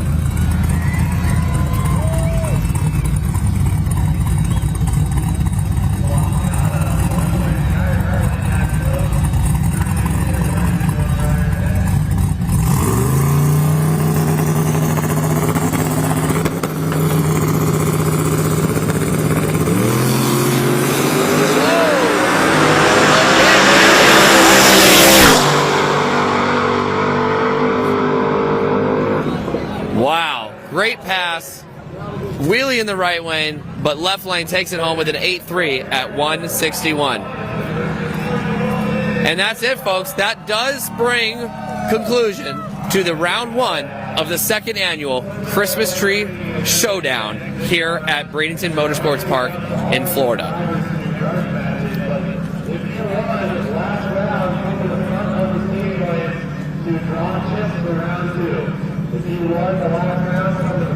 Okay. We got Garrett giving an announcement to all the drivers, letting them know to come to the staging lanes to draw chips for the second round, because remember, this is a chip-drawn race.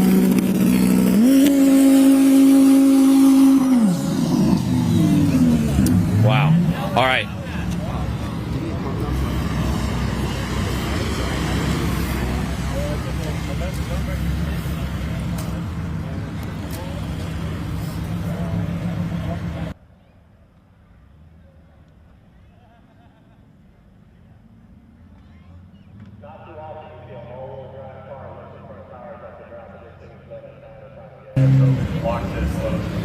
All right, guys, we're in for a real treat. We have an all-wheel drive Huracan that has been known to lift the front tires off the ground.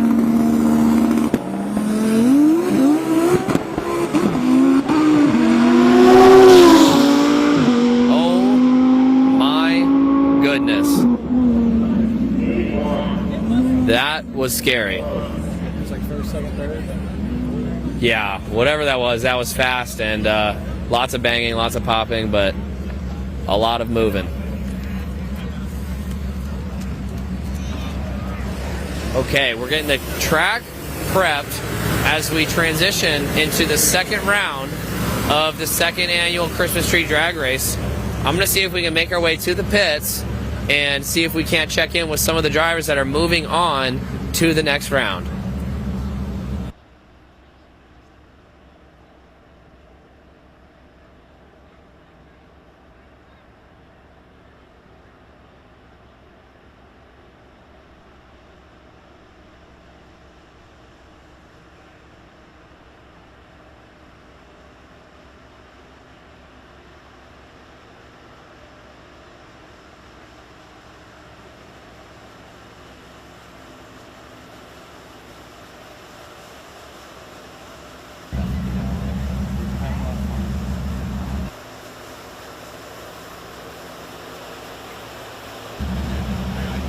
All right, folks, thank you for joining us. If you're just tuning in, you're now going to see the second round of the second annual Christmas Tree Drag Race. You guys are looking at an amazing aerial shot of Bradenton Motorsports Park here in Bradenton, Florida.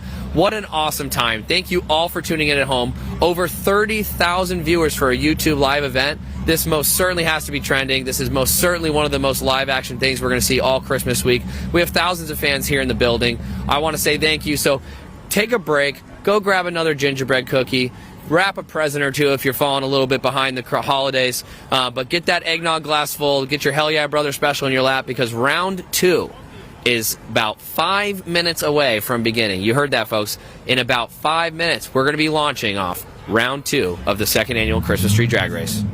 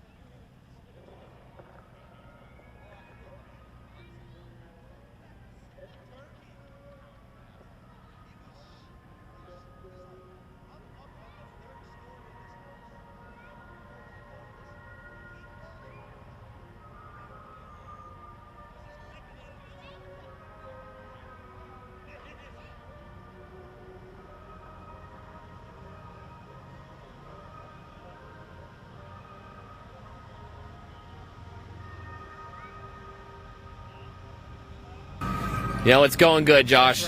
First round done. Nailed it. We had no trees depart from the vehicles, only ornaments, minor track cleanup. Right. The track is getting re-prepped now, but we saw some extremely fast cars. 7.0 at 199 from that RX-7. I warned you. Insane. You did. I remember the car from last year. I was sitting on the sidelines. I had a hot cup of Joe in my hands. But my goodness, all these cars out here is making it a great time, isn't it? For sure, and I can't believe majority of the trees are upright this year. Last year they had them laying down, and they're staying upright. So, I mean, they're adding to the element, and it's pretty awesome, man. Yeah, it's great to see. We've had a couple 10-second cars, but most of them are low 8s and then mid 7s. I mean, it's a fast field. Very fast field. Track guys getting used to leaving some debris on there. They're not used to that. You know, if there's any feather, we're shutting it down, picking it up. We're like, no, that's a Christmas present. We're good. Send it. So yeah, they're getting used to that. But absolutely. Great time, man. But yeah, it's a little bit loose on some rules, but we're very strict on Christmas tree rules this year, which I'm sure. So one guy's got a 6-foot tree with about a 2-foot extension with like a couple little pieces of tree on top. I saw it's an 8-footer. I know, dude. Don't matter if it's dressed all the way up, man. How about this crowd, man? Dude, the crowd's awesome. To have this many people at a relatively mildly promoted event last second. I mean, it's Wednesday night. On a Wednesday night. A lot of people in the Christmas spirit. Support is unreal. Absolutely. All right, we're going to make our way through the staging lanes. We're going to try to check in with some of our drivers that are moving on to the next round. We might run into a couple people that weren't able to beat that first round and make it into the second round tonight. We have the chip draw going to be happening momentarily. I want to remind you guys that these guys are drawing chips to see who they go up against. So some guys might get very lucky and simply have a car that's not as fast as theirs. Or they might get lucky where a car does have some difficulties and they're able to make it to the next round free of charge. Let's keep going. We're going to check in with some of these cats over here.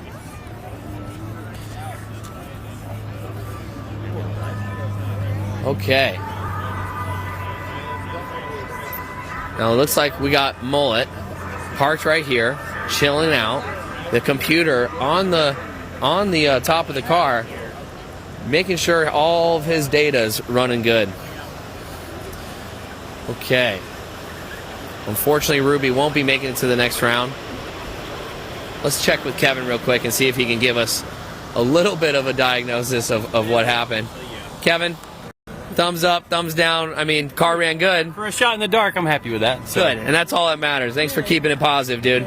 Good luck next year. We're going to tune around and see if we can go beat up some other guys. Okay, all right, get a little grudge racing in tonight? I like it. You guys want to see some grudge matches tonight? Go ahead and put a hell yeah brother in the comments below if you want to see some grudge matches. See if we can get some schmack talking going. Someone chalk me in. Ty said, sign me up. Okay. Man, where are all these race cars at? We got Cooper Baghetti off in the distance, who spun his tires quite substantially. Even though the gentleman next to him did red light, he will be moving on to the next round. Doug in El Toro made a lightning quick pass.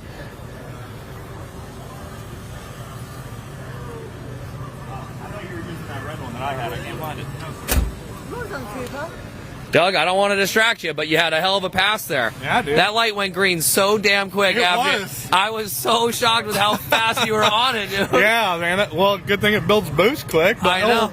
El Toro went 830, personal best in this Dude, car, no dude. way. Yeah. With a Christmas tree Right on off top. the trailer with a Christmas tree on top. So we got a contender, maybe. Yeah, absolutely. We got Well, a lot to make up. I was very impressed with your reaction time. I mean, it bulbed and then green so quick, and then you had all the boost right out of the gate. So, Yeah. personal best. That's awesome. Well, for the car. Well, for the car. All right, Doug, we get it. You go fast. We get it. We get it. All right, we got it. That was my first pass when I wrecked my Nova. Really? First pass since you wrecked the Nova? Yeah, so it was good to get a little win under my belt, you know? Yeah, get the heebie-jeebies out. Yep. Well, good, man. I'm glad, and I'm excited to see your chip draw for the next round. I hope you are able to make it to the third round. All right. Okay, let's make our way back over here. Oh, need help packing your shoe? Hey guys, what's going on? Dude, really, so you double bulbed right out of the gate. I'm sure you've been warned. They want you to give that first bulb. Nah, And- I don't want to do that because I don't have a bump, so I just wanted to get in the tree right away. But Yep, you know how these guys are with their rules. But hey, just working my strategy. dude, Dr. Pepper moving on to the next round. That's a hell yeah brother, dude. That's I know, freaking I'm awesome. pretty excited. Hold on. Okay, so All right, we got a chip draw for the second round in T-minus 10 minutes. Is that what they said? Yeah, I believe it was a 10-minute countdown. So, you know, you should have. No, the red one goes on top.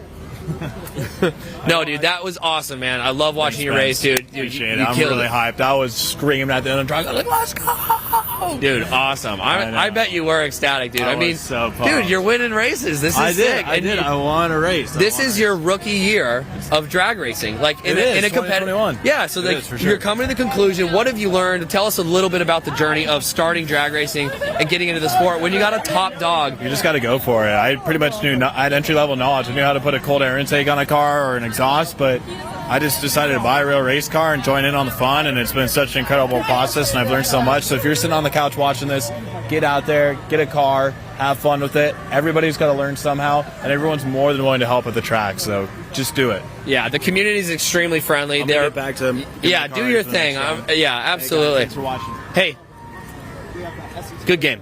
Ooh, encouragement. But yeah, I mean, I gotta just piggyback off of what Parker Mitchell there said about the race car community. These guys are always happy to help. People are more than willing to share their knowledge. And he's like he said, he's like, I knew how to put a cold air intake on a car and smoke out the headlights, smoke out the taillights. That's pretty much all it needs to be to start with. You have to be an enthusiast, you have to be passionate, but these guys are going to be here to show you everything you need to know. So sell your daily, go to your local state auction, purchase a Crown Vic. You're looking for something between 85 and 150,000 miles. You'll get that the cheapest. And then you can take all the leftover cash and get into a race car. It doesn't matter if it's the slowest. It doesn't matter if it's not a pretty car. Because Dr. Pepper, could use a facelift. What? I'm kidding. I'm teasing, Talking bud. about my girl like that? Yeah, no, your car looks great. But thanks, Parker, for coming out. Let's see you in round 2, okay? Sounds good. All right, let me see if I can track down old Cooper Spaghettis. There he is. Because this man got extremely sideways, not once, but twice. Hey, Cooper. Hey, old Pedalfoot. Come over here, Pedalfoot. No, man, the fans at home, they want to know. They want a skinny on what went down. Oh, there you go. Well, the car got like 20 feet out and then just spun. Okay, I saw that. Yeah, you let off. I let off because it spun. Yes. It was there was 2 options on that deal. Let off or hit the wall. Ended up like doing one of these. So I lifted because I knew that the guy was already broken next to me. Mm-hmm. So I was like, just kind of wanted to do that. Yes. See what the car did. They had scraped the track earlier, so there's a little less prep there. I watched the guy in front of me spin, which is always a kind of a scary thing to see when you watch the guy make the pass right in front of you in the same lane, blow the tires off. I was like, oh no. But so you let off. You were gonna head into the wall. You backed out, and then from where I was standing, it looked like you pedaled back in, and then she ended up getting sideways again on you. I kind of like lifted a little bit, then got like, it's kind of one of those. But once a radial tire is spinning, it kind of just stays spinning. You don't really get them planted back up like a slick tire would like kind of can recover. It can recover from a spin. A radial, you're kind of just done at that point. Well, I wouldn't say that's what it looked like from my position because it looked like you wheelman the heck out of that car. You still made a clean pass down the track, and so I think you should be very proud of yourself. Moving on into round 2. Round 2. A win is a win. It doesn't matter how you get it. I'll take it. If the guy can't do a burnout and can't stage his car, that's his problem. Yeah, next stage, we're cutting fuel lines. Yeah, I'll take that win every day. Yeah. And, hey, it's a really good win, though, because car didn't get us hot. I don't have to pack a parachute. Ice is still cold. Nitrous is still good. And I go to round 2. You really Amen, can't brother. beat that. Spaghettis, good job, man. We'll see you out there. Encouragement. Sexual assault.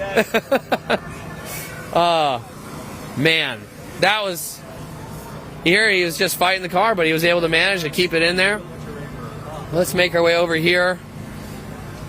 How's it going, fellas? Good. Having a good time? Can I get a hell yeah, brother, on 3? 1, 2, 3. Oh my goodness. Smack my head. Hey, Ted, you should have seen this. I just repaired this thing up. Blaine, you're slapping nickel mini and high drive batteries in this LS swap choo-choo train. You should have seen this. This was like way up there. Oh yeah, I'm sure. And then this was like that. So I just put that back. That one was like way back here. That whole tree up front was like torn back. So actually it held up better than I thought. See, look. Hey, I mean, you did a good job, but a 10-second pass will do that to you, you know? It's fine. Good job, Blaine. All right. We're coming down to the final moments. We've got about 2-3 minutes left before the next chip draw to see who these guys are racing up against. So we're going to make our way over to where the drivers' meeting was previously. As you can see, these fans have full access to the pits here. This is truly an event. If you're within 100 miles, there's really no reason a little road trip wouldn't hurt you to come out here for next year, because you get to get so close to all these drivers, all the cars, up and personal. It's honestly a great big family event, and I can't say enough. Thank you guys for tuning in at home. Thank everybody here that came out to the track. Thank you, Victor and BMP, for putting this on and staffing the facility. We have concessions going. We have hot chocolate in the bleachers. And I'm sure you guys got plenty of treats at home. Come on, Rice Krispie.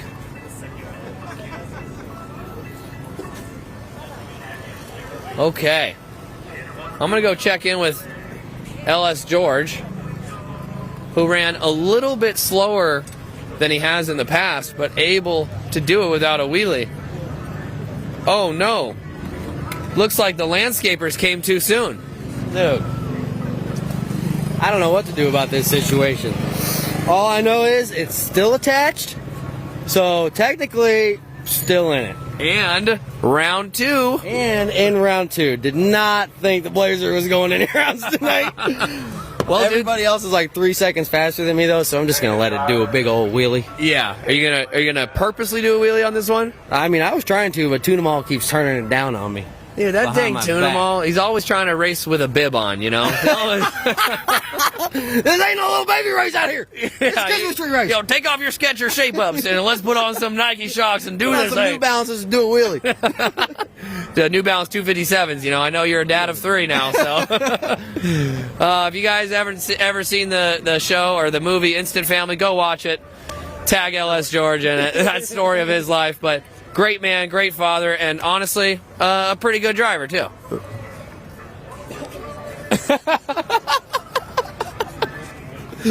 Oh my goodness. We got Christmas music getting piped over the speakers here. Very funny. Not traditional racetrack music. How's it going, guys? You having fun? Oh, yeah. Awesome. Great stuff. What's up, buddy? Cooper. Oh, can I get a fist bump? Aw. What's up, dude? Is that a dinosaur hoodie? I like your jacket, man. He's like, heck yeah, it is actually pretty cool. So cool to see all the families out here. All right. Making our way over here. This is where the chip draw is going to happen. All the round 2 racers going to be meeting here momentarily. How do we do, bud? Dude, we're dialed pretty much. 100% dialed in. Ready for round 2. Hoping I get Rick. Green car. Yeah. Hoping I don't get it. Yeah, exactly. We can consider him the Grinch right now. Yeah. He's got a green car and he's ruining everyone's day. Well, yeah, we're running a 7.0 at 199, and I'm pretty sure last year he ran in the 6s. Yeah. Yeah, he went at 6 something at 200 last year, so. You know, honestly, I feel like every drag race should be Christmas themed or the closer holiday because this is so much more fun. Could we potentially see an Easter race? Maybe. Christmas, you Put know, a rabbit Easter. in my car with me. Bunnies. A bunny in my car. And Easter egg hunts. The bunny would go for the ride of his life. Yeah. Better yet, we just put Garza dressed up as a bunny, put him shotgun. All right, I gotta draw my chip. I'm ready to rip. All right. Grab your chip, let her rip. We're missing.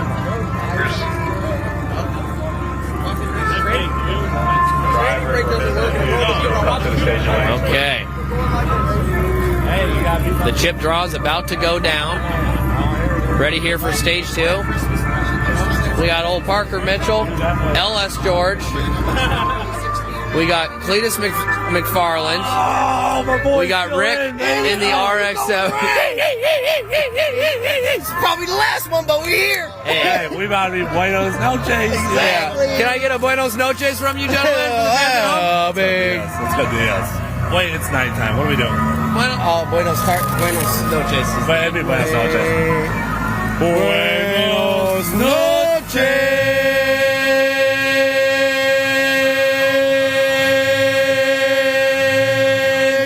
Oh my God, these guys are getting dialed in. You guys pitch match like you're friggin' done.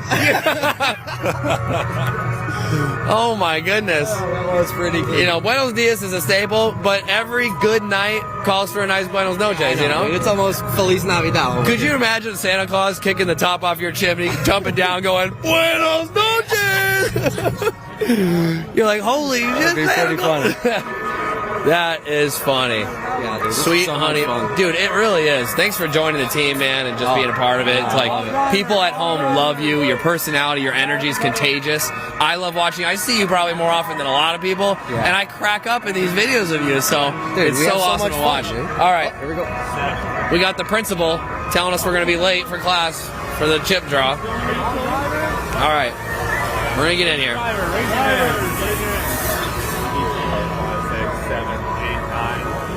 That's right.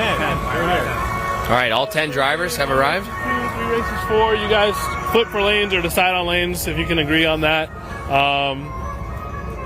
Call your chip when you get it. Get in your cars, load up. Let's go. Everybody ready? Get that buy running. Get ready. As soon as you pull a chip, that's your consent. Oh, yeah. You're ready. Call him out. Call him out. All right. We got LS George. LS George, give me that chip. George, who you racing? Spaghetti. Cooper Spaghetti. Oh man, that's a fast car. Sometimes I wheelie sideways. Yeah. We don't want to smash that Camaro like a soda can. These guys pulled. Oh! They pulled each other. Oh! The rivalry of the night. Teeth and Turbos, Dr. Robert Mitchell, Parker Mitchell, pulled his brother, big boy, Cleater McFarland, and so it's going to be a head-to-head brothers match. That's going to be exciting to see because those boys are competitive like any other brothers and sisters with their siblings. So very cool to see that go down. That's going to be an exciting race. I'm curious to know what you guys are going for. I'd love to see the underdog win. Cleat almost never red lights, but that's probably going to be what Parker is crossing his fingers for tonight because Mullet's a fast car, sevens, mid sevens easily. Now it has made some new adjustments, new car parts, new transmission in one of the last videos you guys saw. And Parker is still getting his car dialed in. Almost everything new is everything on that car is new. He's made a lot of changes to it. And then we got LS George going up against Cooper Spaghetti, who got a bye run last time because the other guy had some car malfunctions there. So then we got Rick in the RX-7, extremely fast car, went in the sixes last year at over 200 miles an hour, and he ran a 7 flat earlier this evening at 199. So I think as he gets the cars dialed in, makes a few changes on it, I'm sure we'll see our 200 plus pass of the night. These boys are getting ready. Let's go check in.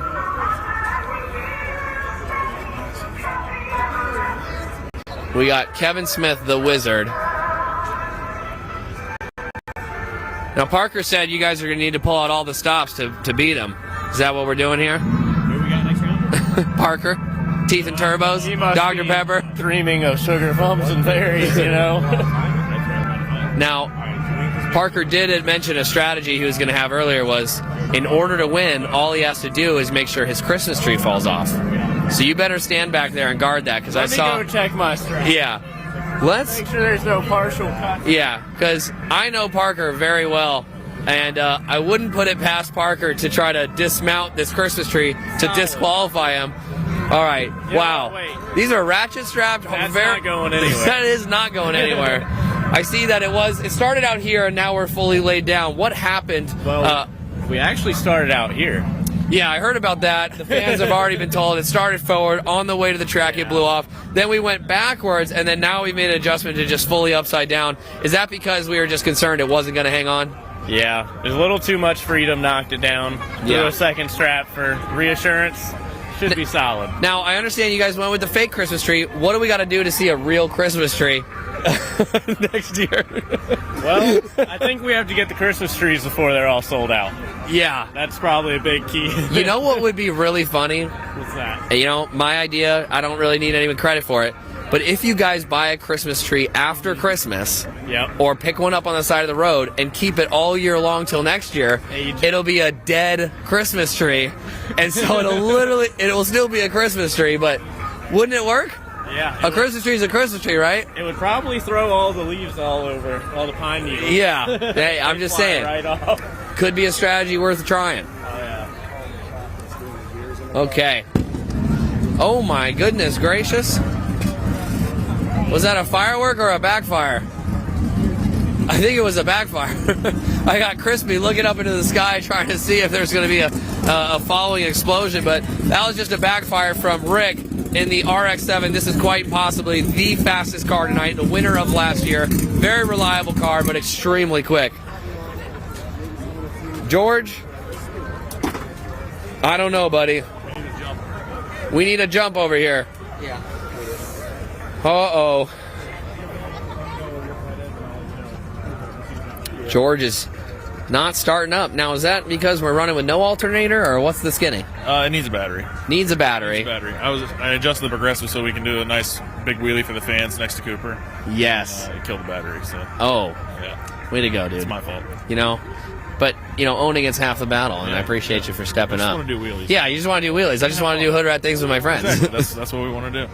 Well, that's cool because the last wheelie he was scraping the bar. Is there any way to turn down the amount of wheelie, or is it just full? The last one was turned down. This one's like in between the I want to tip over and I don't want to wheelie. Got it. Yeah, so I got to tell you to your face, but I said earlier, you're always trying to race with a bib on. Like, let's step it up and take off that Nancy stuff. Hey, I did a wheelie earlier, and that's why I'm not here. So yeah, so if you guys, during a little bit of test and tune earlier, Nate, a.k.a. Dr. Tunamal, quite literally broke his car by doing a giant wheelie. Yeah, they're broke? not good. What broke specifically? The fuel pump actually broke off. Yeah.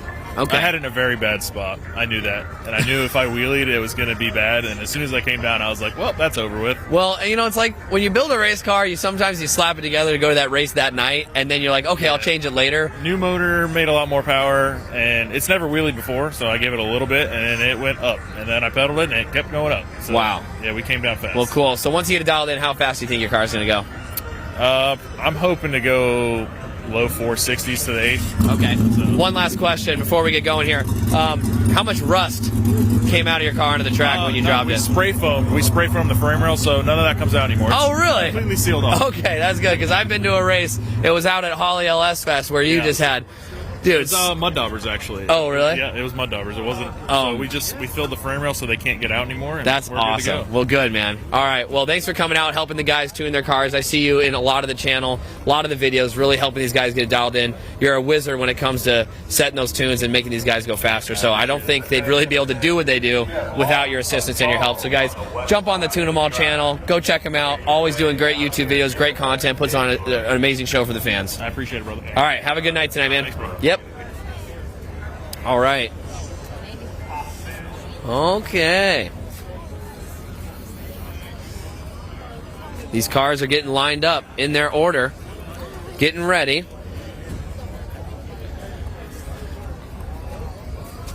Looks like we got You guys ready for run 2? few fast race cars. Let me see if I can score a French fry real quick. Excuse me. I have a question. Can I have a French fry? My hands are full. Thank you so much. Oh, can I have a nacho? My hands are full. Oh. Thank you. Oh, she wanted the rest of the chip. Oh, that's good. Dude, racetrack snacks, oh my God. Can't get enough of it. Oh, so tasty. All right, guys, round 2 of the second annual Christmas Tree Drag Race is about to go down. Good luck, Cletus. Let's see it.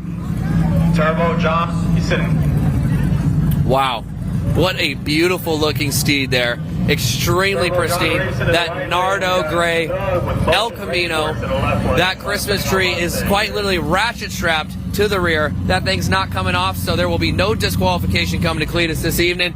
He is up against the one, the only, Parker Mitchell, his brother. Round 2 is underway here at Bradenton Motorsports Park.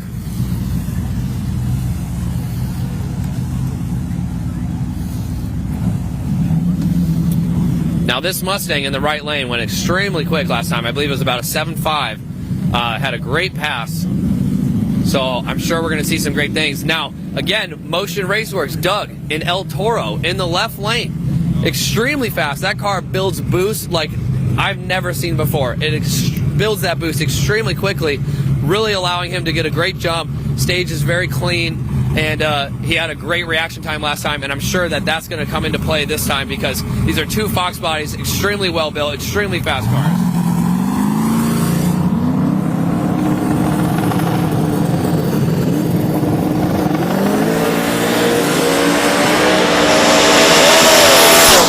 Big double wheelie from El Toro in the left lane. He pedaled out, pedaled back in, and it popped up again. Both of them launched very well. Both of them had a terrific reaction time, but the right lane is taking the win at 7.3 at 163 miles an hour. Wow. It's like wheelies the new thing. These guys are extremely passionate about doing wheel stands. What's funny about wheel stands is the fans love them. The crowd here, if you can't hear them at home, they straight are yelling, splitting their wigs open, very excited with you know, seeing those cars do those wheelies. So it keeps a very fun show. You don't even have to know anything about drag racing to look at a car doing a wheelie and go, hell yeah, I like that. I love him. Big wheelie guy. Up next, pull chip number 2. Okay, we got this blue Mustang. Very quick car right here. In the right lane. And this one has quite a full Christmas tree on it. Blinking lights. Very festive. In that box prep there.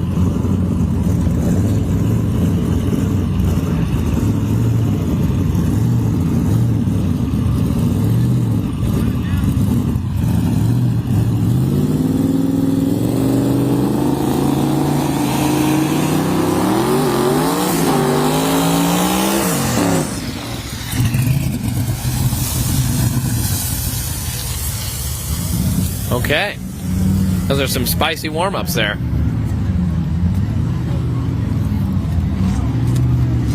You know, I'm not sure if that's a Miata in the left lane. I thought it was. Somebody looked at me funny earlier, but that left lane convertible green Miata LS swap, Holley Dominator intake right on the front there. Looks very good. That's a pretty fast car. He's got a blow-up Santa Claus in there, a Christmas tree laying down, reindeer antlers, Rudolph nose on it. That's a very festive car. This was the one that has the 1 foot extender on the top to make sure it was full legit 8 feet. Blue car looks like it's shut off, having a little bit of difficulty. He's getting a pushback. I'm not quite sure what's going on. I might get in on this action here, Chris, and help with a push.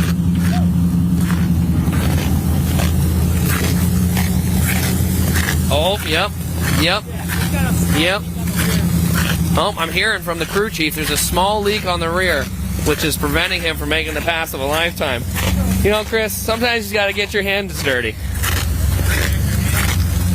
Oh! Oh my, you guys, there's so much prep out here, I lost my shoe. Oh, close call. Trying to squeeze it in there. Victor, I'm stuck. Help. I was playing so much, now I'm like actually stuck.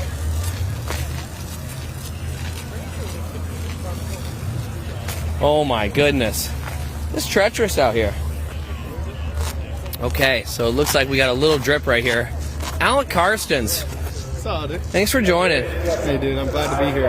Yeah, are you? Yeah. You having fun? Spirit's pretty good right now. Yeah. I know. What do you think of all these people? I mean, it's amazing, especially with the holidays and everything going on. I mean, everyone's taking the time out of their day and night to come out here and watch the racing. Yeah, what's unique about this race is that a lot of people are able to enjoy that they may have tomorrow off. So putting on an event this close to holidays, a lot of people have that extra time in their schedule. It's a lot of fun.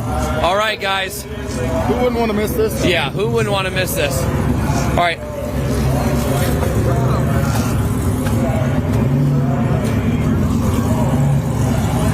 Okay, folks, Cletus McFarland in the right lane and Dr. Robert Mitchell in the left lane. All right, boys and girls, make some noise for Cletus McFarland and Parker Mitchell. Head-to-head, brother, action! Can I get a hell yeah, brother, on 3? 1, 2, 3! When Cletus finishes burnout, I need you guys to yell as loud as possible to pump him up so he can make sure he puts the hurt down on his bigger brother. You guys gonna help me out with that? Awesome. Looks like we're doing a little bit of cleanup on this right lane. Just getting this right lane dialed in. There's a little bit of a leak there. And as soon as we get the green light, oh, I can see it right there. Yep. Just, you know.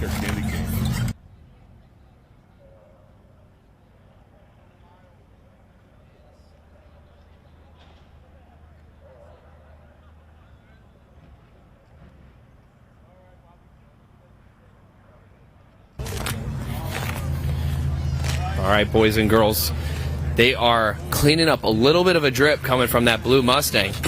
giving Garrett the opportunity to let his motor just kind of get warm, and they're backing him up, and so they're going to try to re-prep this here because they did just have to wipe up some fluid that was in that lane there.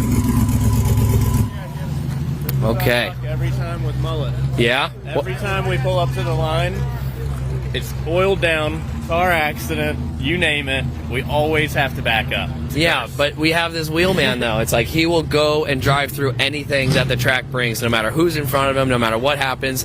He might just get a fresh, clean it up a little bit, Well, that's why we made sure he's good at drifting, He's got to be ready for this. Yeah, for the sideways action. Now, there are G meters in mullet that if it pulls some sideways Gs, it'll automatically deploy the parachutes. That way he doesn't get into any trouble, Lord willing. So,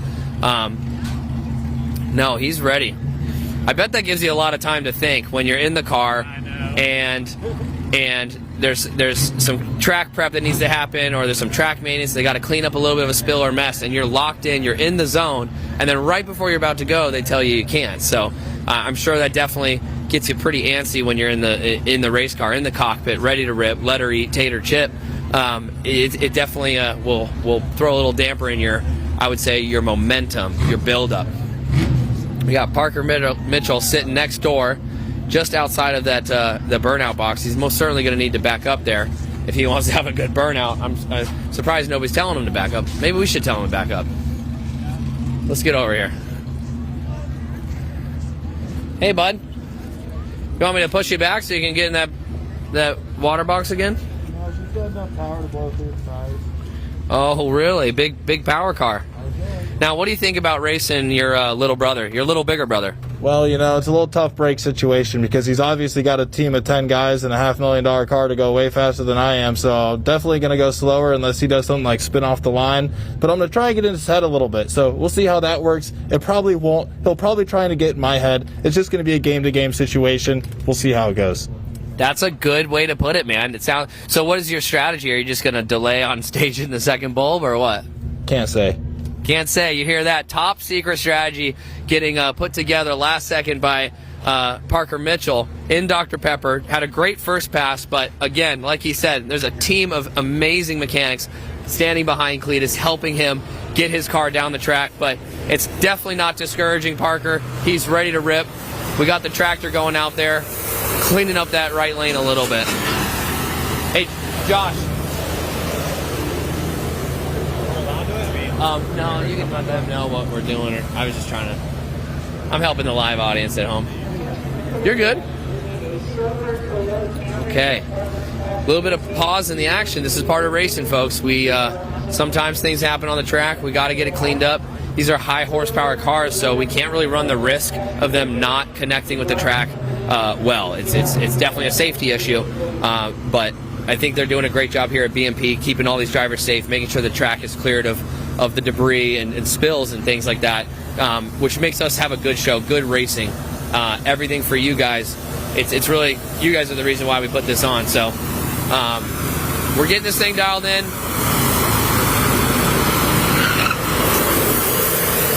Oh my God, that guy's a wheelman. Okay. All right.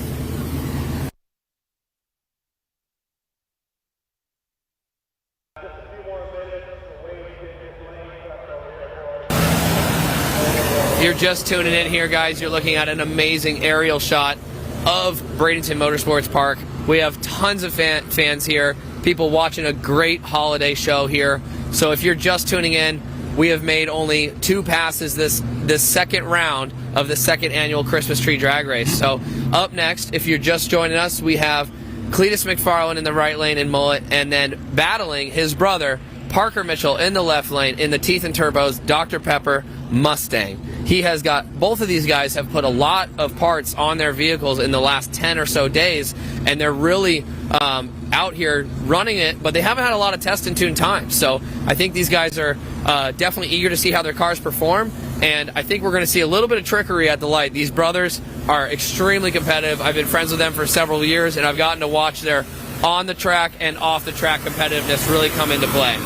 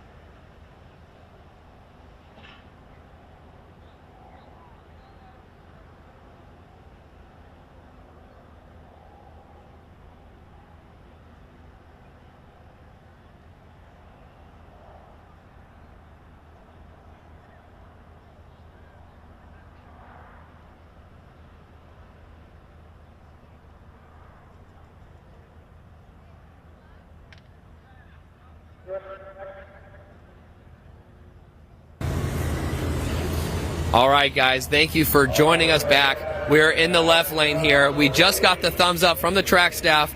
Parker Mitchell is about to start up Dr. Pepper again. We got Cletus in the right lane against his brother, Parker Mitchell. This is definitely a showdown to begin. It's like a natural grudge match. The way they pull chips, it's a tough break for Parker because Cletus is most certainly faster, but I think Parker is going to really play some games at the starting gate.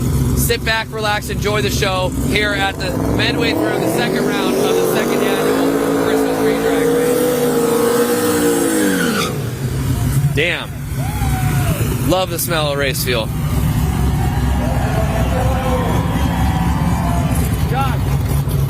Josh, pump them up, let's go, dude. All right, guys, if you're at home, make some noise. This is going to be a great race about to go down. The fans here are shouting. They're having a great time, and we know you are too.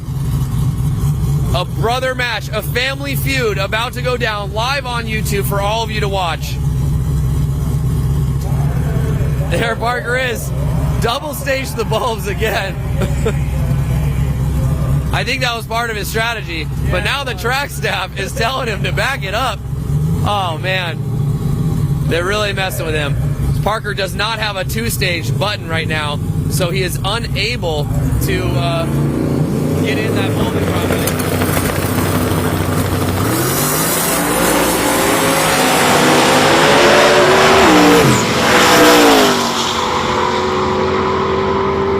And Cletus got him on the jump and even backed out on the throttle. That is funny. That's a good way to taunt your opponent, but Garrett winning in the right lane at 8.6 at 113. Definitely a slow pass considering what we've seen Moa do, but you know how these brothers are. There's nothing worse than somebody letting off at the 1,000 foot and still taking the win, giving Parker just that small glimmer of hope that he might catch up. Parker wasn't far behind, but it was a clean victory for Cletus McFarland. Okay, now this is the fastest car of the night in the far lane, Chris, that RX-7. We got the crew chief of this white Mustang right here, the Grinch, helping his car line up. Stealing first places, but maybe. Merry Christmas! Oh my God.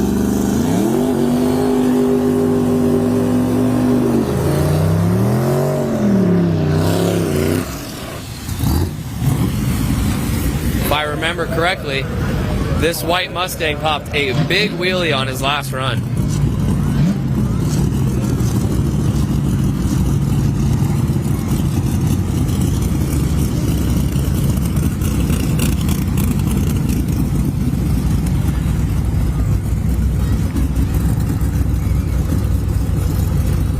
Okay, getting dialed in. The Grinch really helping him out, tiptoeing his way out to the gate. It's not every day you see a Grinch at the starting line at a racetrack, but only at the BMP Christmas Tree second annual event here in Florida. Always putting on a great show. Awesome. So funny. At a drag racing event. Christmas trees lit. Staging lights lit. Ready to rip. As these cars, let's go racing.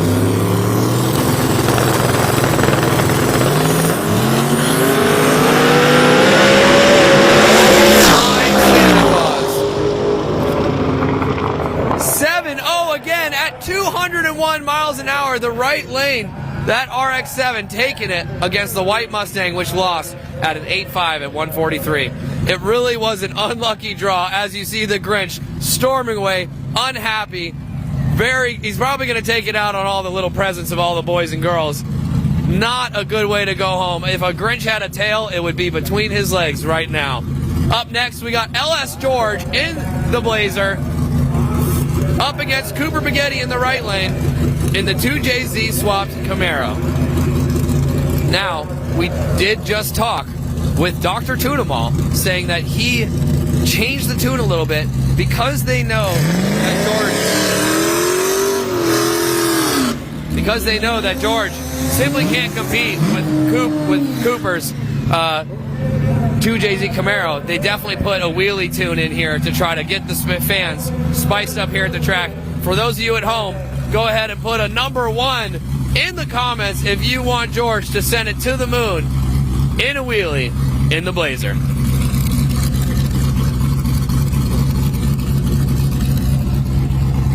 This is gonna be spicy. He's got the tailgate open, or the back window, I should say. Giving those intimidating throttle burps.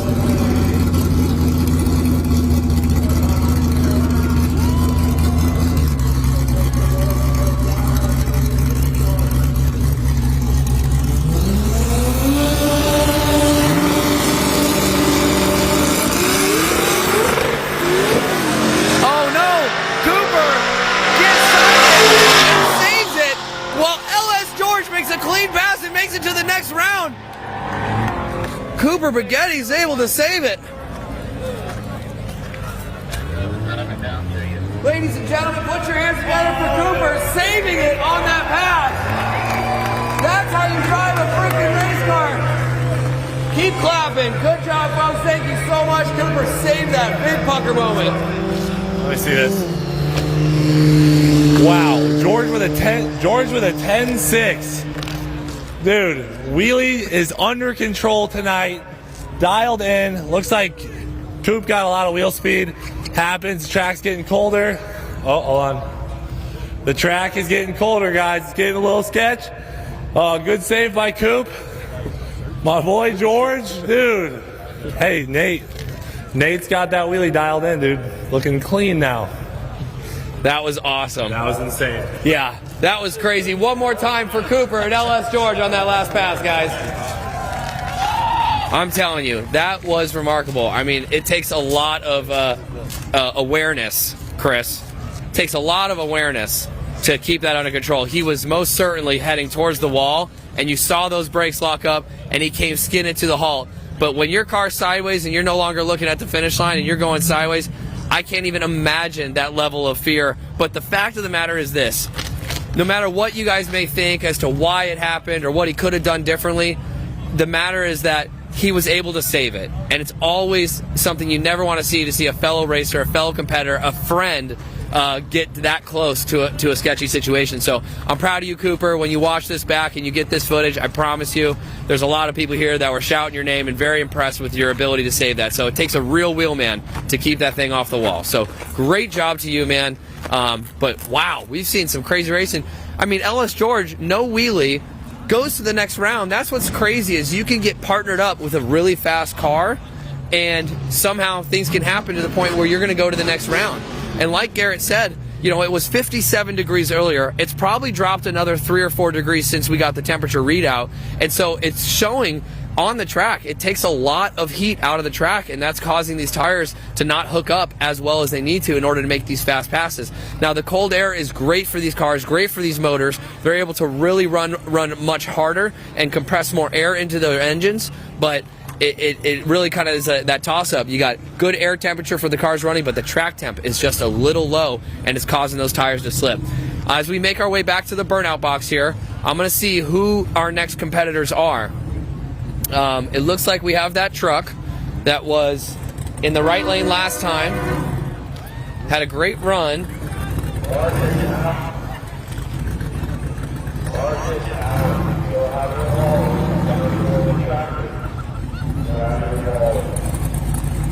Wow. Guys, I just got the word. We have over 35,000 people tuning in for this event.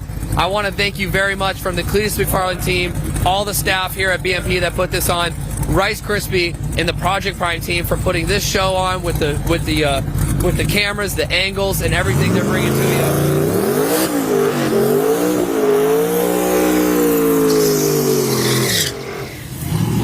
you. Woo! Yeah. I'm being told right now from the crew chief of the car in the left lane that it's more than likely going to be a good wheelie. It looks like he may be getting a buy run. I'm not sure if that's because a car had a... Oh, this is just a testing run. Did he win the last round? He's out. Okay, this gentleman is already out. This guy is not advancing to the next round. So this is just a testing run.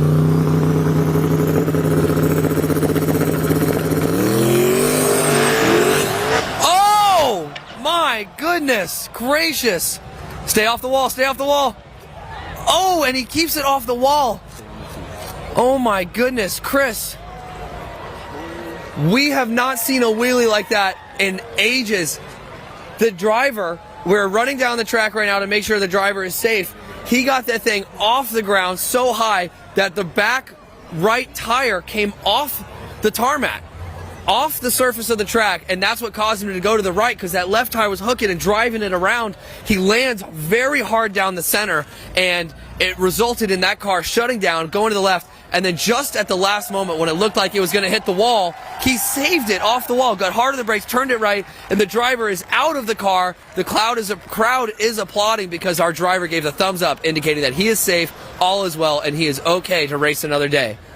That was, oh my gosh, at a Christmas tree drag race? This is the kind of live action you see when these guys are really putting it down. Oh my gosh, can I see that picture? Unbelievable. The photos of that wheelie are going to be turned into a poster. It's going to be one of this guy's identifying moments and probably most memorable passes for a long time to come. Now, I'm sure the car probably sustained a little bit of damage because it came down so hard. Sparks came off the under chassis of it. But right before he went, the crew chief literally told me this will probably be a big wheelie. And I don't know if it's intentional, but it sounded like they were slightly prepared for it. So I'm not sure if it necessarily took him by surprise, but maybe at the height at which he went, he probably was not prepared to come down that violently. There's a lot of G-forces on an impact like that. And so even though he gave us a thumbs up saying he's okay tonight, he's probably going to be feeling it first thing tomorrow morning. Now, for 35,000 people to see that live action, now this is normally, more traditionally, at an event like this, you guys just have to watch the YouTube videos after the show. But if you guys are having a freaking amazing time, I'm happy for you because the fan here is having a blast. The fans here are having a blast. And with 30+ thousand fans at home watching from around the world, after some action like that, I can't see how you guys wouldn't be having a good time. The good news for you is it's warm. You're on the couch. You're probably nestled up in a blanket next to your kids, your girl, your loved ones, your family. And I really appreciate you guys joining us. So you guys probably have the best seat in the house, the multiple camera angles, and the live action. Looks like the car has made its way down the track. Was it? Chris, did you see that? It drove off. Yeah, he doesn't play games. I look at my BMW the wrong way, blows its motor. I can't believe that. Guys, he drove off the track after a catastrophic wheelie like that, coming down so hard, the truck drives off the track. So we're definitely going to have to get an after-race interview with that gentleman because his adrenaline level is probably through the roof right now. But my goodness. So if I were to make any guesses, I think the track staff is probably going to inspect the left lane, make sure it's good to go, make sure no fluids leaked, which I don't think there did because the guy drove off, but they're still going to double check, make sure it's safe for these guys to run. Now the tough part about that is as it gets colder and this temperature drops, it's going to really prohibit that tire from connecting with the track, really getting that grip. The temperature has now gone down to 55 degrees. Now, guys, this is Florida. It's not usually this cold, but we have this cold front running through, making it really feel like Christmas here. But that's why you see Cooper get sideways. He didn't have any traction issues. He had such good traction that he threw that front end up to the moon. But that was absolutely crazy. I see Cooper right behind you, Chris. I would love to go check with him. I think that would be an amazing conversation to have. Let's go talk with Cooper really quick. I didn't lift until it started doing that. He did not want to lose the Wow. Like, no. Wow. We have Victor here with Induction Performance, the gentleman that put a lot of the puzzle pieces together for Cooper's 2JZ Camaro. Before I get to Cooper, how much did it scare you when you saw the left-hand side of his car? Oh, it was cool. It sounded really good, too. Did you hear that thing? It was singing. Yeah, it was singing. I was doing it. I liked it. Yeah. I was hoping there would be a fireball or something, but nothing cool. My goodness. Now, Cooper, go ahead and step in here. That was a save. I got to say right now, but talk to me. So let's just like rewind a little bit to what I said earlier. I said if I hadn't lifted, it would have been pointing at the wall. That time I didn't lift because I was like, dang, I'm about to lose to George. So I didn't lift, and it pointed at the wall. Wow, and it sure did. And just at the last second, when it looked like you had too much speed to save it, you were able to get hard on the brakes and get that off the wall. That was a very good save. It was a little bit of luck. Definitely a lot of braking power, thankfully, but that was real luck. That was impressive. Honestly, you had the crowd applauding. Your save was noteworthy. That was an amazing save. The crowd was very happy. And I drove it off the track. That's always a nice win when you drive the car off the track. Yeah, still. absolutely. And it'll drive on the trailer. Yep, exactly. You think that's your last pass of the night? Yeah. Okay. I definitely need to jack it up and figure out why it's wanting to spin. Yeah, and you said you took out some tire pressure earlier, and that just wasn't enough. Didn't help. Yeah. Nope. Some cars are having some good traction. Some cars are struggling a little bit like yours, but it usually... I've never raced in this cold. Yeah. I've never been in such cold temperature. Yeah, do you know how cold it is right now? It feels like it's like 55. It quite literally is 55. That's what it feels like. What? How do you know? How do you know exactly the temperature?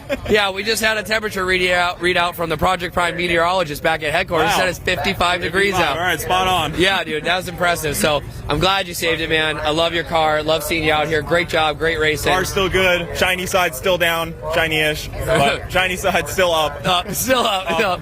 Rubber side down. Yeah, rubber side down. It might be shinier underneath. That car's not that nice looking. All right, dude. Well, thanks for coming out, man. Yeah, thanks, guys. Wow. He called it. He literally called it. If you guys have been tuning in for this whole event, in between the first round and second round, we stopped by Cooper, and he said if he hadn't lifted, it would have been pointed at the wall. And exactly as he proclaimed, it did it. He stayed in it, and he ended up pointing to the wall, gave himself a scare of a lifetime, heading right into that wall. But like he said, a little bit of luck and a whole lot of brakes will save the day. Wow. All right, let's make our way. We're going to see which cars we have left. Let me see really quick if that concludes round two. I'm going to go ahead and double check real quick. Let me check with our race director, Alan, if that concludes round two. I really want to get a readout. Hey, Alan, I got a quick question for you. Is that concluding round two? Or do we still have round two contestants to go? No, that's concluded round two. Okay. And then we'll have a bye this round, which is going to make things interesting. Okay. So there's going to be a bye this round. Round two is done, and we are going to start to pull chips for round three. And we're getting ready to announce the best of show winner. Okay. The best of show winner is going to be announced very soon. Very well. Rush race in the meantime, if you'd like. If you're already out, you're welcome to come back down. Bye, CJ.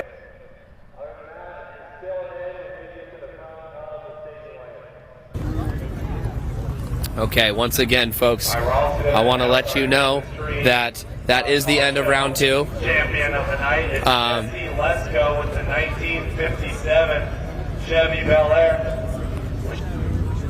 Oh, Cletus is on the mic right now.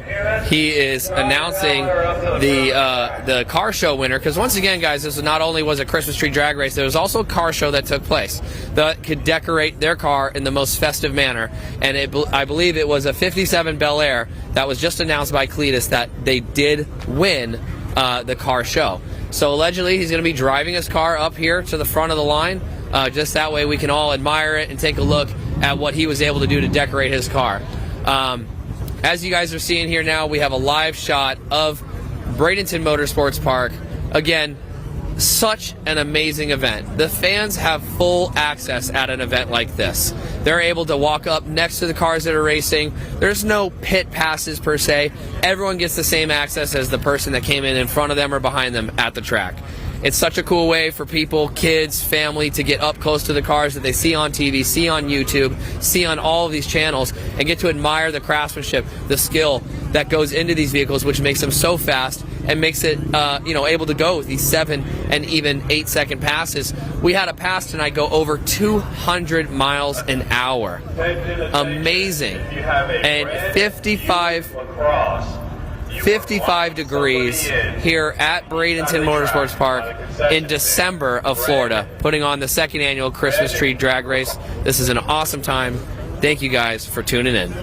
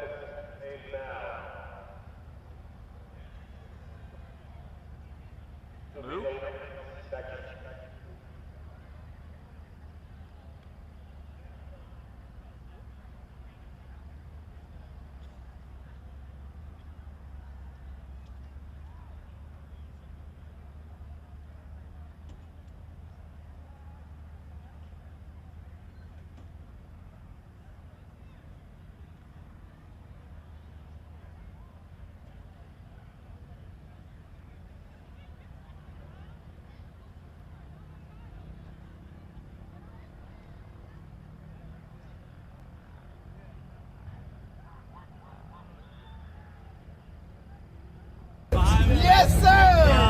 Yes, sir! Okay. Round 4! George, what are you so excited about? I'm so excited because basically I just won the third round with a buy run. Now I get to save my nitrous because I only got enough for one more pass. Oh my God! So, a 10-second Blazer making its way to the fourth round. You made me a fight. We're going to. I'm taking some money home, boy. Woo! Nice, dude. That's awesome, dude. That energy is what we love to see. I just got to get in the winner's head, make him go red, and ka-ching! That is getting a new set of wheels. Oh, buddy! Damn. Oh, boy. Dude, George is on another level. So basically what happened when you have an uneven number of cars, one of the chips was for a buy. And if you pull that, you don't have to compete against anybody to make its way to the fourth round. So George, quite literally, has made his way to the finals. Now, as we get over here, we're looking at a Bel Air. This is the winner of the Christmas tree car decoration contest in our car show. He really has it decked out. He's got the lights blinking in synchronization. Got a 6-foot snowman on the hood. All around, just a great-looking car. This thing sounds great, looks great. The interior is in great shape. Wow, this thing looks great. All right. We got here Jesse, the winner. Give us a little run through of the car and the inspiration other than just holiday spirit. Honestly, it was a last-minute effort. Got on Amazon Prime about 3 days ago. Spent about $150 on random crap. And my buddies here helped me out. Military guys out of Valdosta, Georgia. Just enjoying ourselves. Do you serve as well? Yes. Thank you for your service, man. We really appreciate you coming out. And this is awesome, dude. It just goes to show when there's a will, there's a way. 3 days, $150. Jeff Bezos doing what he does best, putting the Christmas lights in your possession so that you can come out here and take home the gold. We got Elf Cletus here. Yep. I mean, give us that. You know, that's pretty funny. Yeah, you know he dressed in an elf costume for Halloween, right? No, I didn't. You got to go find it. Find the picture on his Instagram. It's on there. Right on. But congratulations, man. Good job. Even Christmas tree winner. Yeah. Drag Racing World Championship. Hell yeah. Super excited. Awesome. Appreciate that. Thanks for coming out, man. Have a good one. Hell yeah. Car looks great. Beautiful baby blue. All right, so next year I'm spending $200 and I'm coming to take that title. Looks good. Very cool.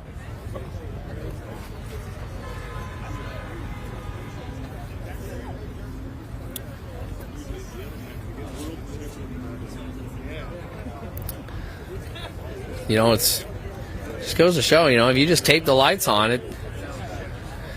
I mean, if this guy ain't worried about dinging up the paint on a 57 Bel Air, why would anybody else not? Chris, I think we need to see Christmas lights on the Beamer next year. Or what about the Project Prime Tahoe? Where's the Christmas spirit?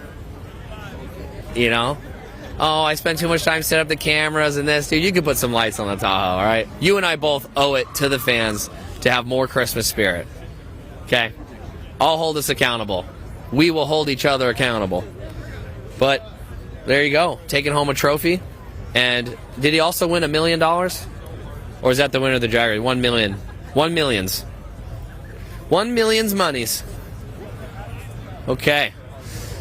I need to see who Garrett is up against. Because remember, Rick in the RX-7 quite definitely has the fastest car of the night. Ran a 201 mile an hour at 7 seconds. Extremely quick. He won last year.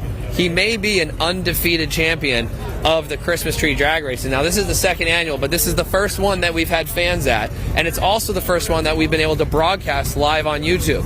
Thanks to the help of our guys at Project Prime and Cletus McFarland putting it live to his channel. All of you guys are tuning in. We have an amazing show, a great viewership being put on here. I want to try to see who is the last of the cars in this field. This third round probably only has 4 vehicles, would be my guess. Let's touch base. Let's see. Nate might have some info for us. Do you know who Garrett Cletus McFarland is going to be going up against? He's racing Turbo John right here. Turbo John, how's it going, buddy? What are you thinking about going up against the old Cleater? It's awesome, man. That's exactly what we want to do. Yeah. He told me he only went a 790 though, but he's going to turn it up. Yeah, he went 790 last time against. Yeah, last pass he went 860. Last pass he went 860, but he backed out of the 1,000-foot to really taunt his brother. Oh, yeah. I gotcha. But you know, we got the tuner right here. I think they're going to give it a little more sauce. Wait a minute. Now Nate was lining me up. Be patient. I'll get you both. You guys, perfect, sir. Thank you. Good luck. We'll see you. All right, very cool. So Nate's going to be lining them both up. There's Cleet's competitor. What car is he in? It's a gold Mustang. Gold Mustang. Turbo sticking out of the front. Okay, got it. Now, what did he run on his last pass? 736. 736. 736. Okay, so he's running real good. The car's fast. Got it. Yeah. Well, we haven't seen a 736 from this ever. I mean, what's his fastest pass? I'm not sure. Okay, well, it would be a force to be reckoned with if he can. It'll be a drag race. Yeah, it'll be a race for sure. Especially with Garrett's reaction time. That's all it takes is one little slip up. One guy can red light. One guy can have a big reaction. One guy can just spin his tires. I mean, we're down to 55 degrees George tonight. Cooper. I know. Cooper had him plenty beat, but he spun the tire. Plenty. And George went down the track. Plenty. That's racing for Cooper could have literally not been on the two-step and just drove out of the. Still beat him. Drove out of the light, and you know.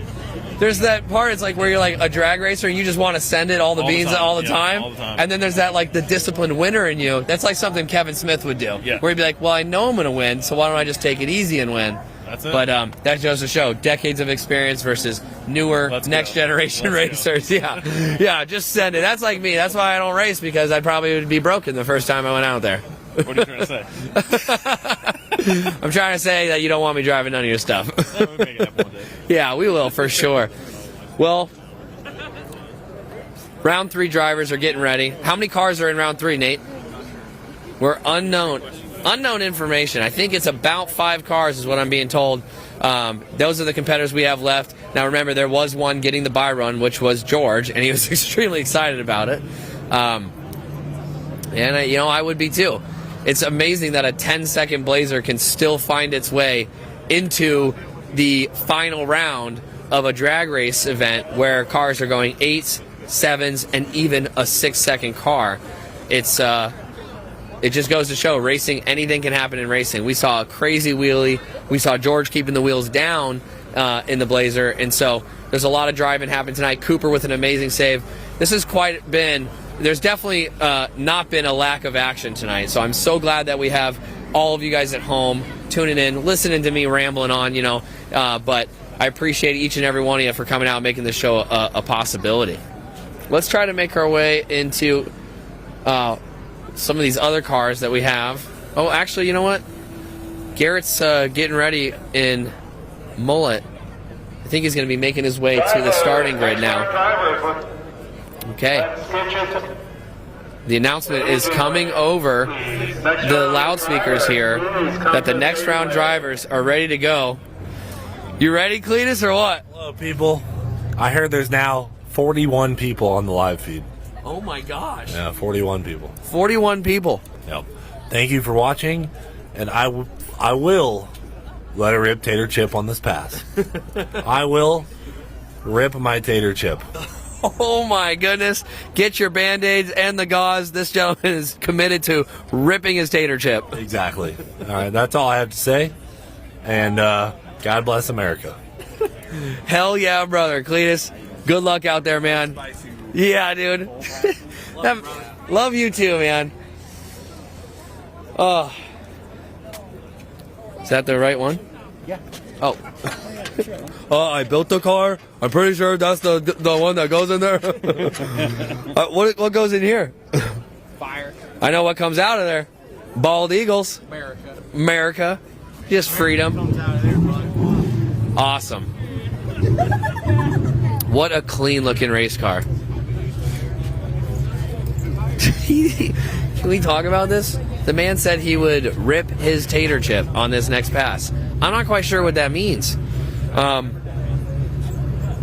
I think we're going to find out, because Garrett isn't really the kind of guy to let you down. That's why you guys love watching this channel. That's why you guys tune in, because Garrett knows how to make America happy. He knows how to let the bald eagles free, and he knows how to let the Do It for Dale come true. And every single time he's out here. So Kevin Smith giving all the support to Cletus in the car. Both of these guys have spent hundreds of hours making Mullet become the car that it is today. We watched Garrett break records in Leroy, and we're looking at him doing the same thing in this car, making it go faster and faster every single time he gets it out, always investing more time, more money into the car to make sure that he can always take it to the next level, doing race events around the country and in his backyard. He's getting buckled in there. Kevin making sure all the cameras are on. Big camera guy. Yeah. Big GoPro guy. All right. We're going to make our way to the starting gate. Hey, nice sweatshirt. Really like it, bud. Pistons rods and Santa bods. That's an oldie but a goodie. Love it. Love the swag. Okay.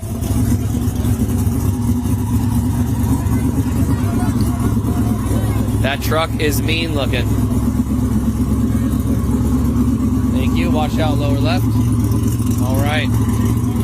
Cletus McFarland making his way to the starting line in the El Camino. He's going to get us going with the first race of round 3. 5 cars were in round 3. Only one had the bye run. LS George making his way to the finals for free by pulling that lucky chip. But Cletus has his work cut out for him. There are a lot of fast cars in this class, including Rick in the RX-7, who went a 201 miles an hour at 7 seconds on his last pass. Wow. Okay, the end is near, but the fun stopping isn't. We are ready to rip, get this thing launched underway. Okay, we're missing one car. George, we need you to car. Load it up, please. George, let's go. Miata. Doesn't George have a bye? Yeah. Miata.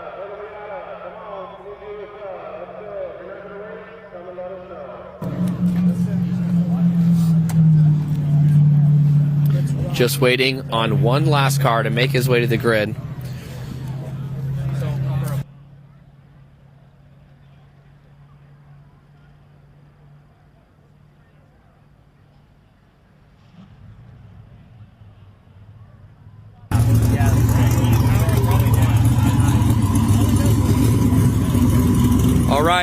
Round 3 underway. We have Cletus McFarland making his way to his desired lane.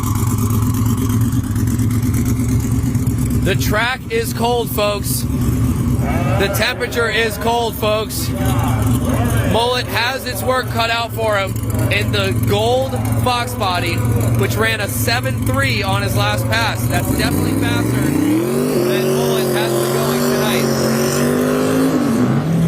But this man is willing to break his tater chip. Literally said he would rip it. Adam, get him up. No, make some noise for Cletus. All right, Cletus in round 3. He's going to need some good things to happen in his favor to make his way to the next round. The crowd is on their feet, pushed up against the fence here alongside the track. Everybody in the bleachers is standing. They're not huddling for warmth. They're getting all their warmth from the adrenaline of being at this event, watching Cletus put on a great show, seeing if he can advance into the next round.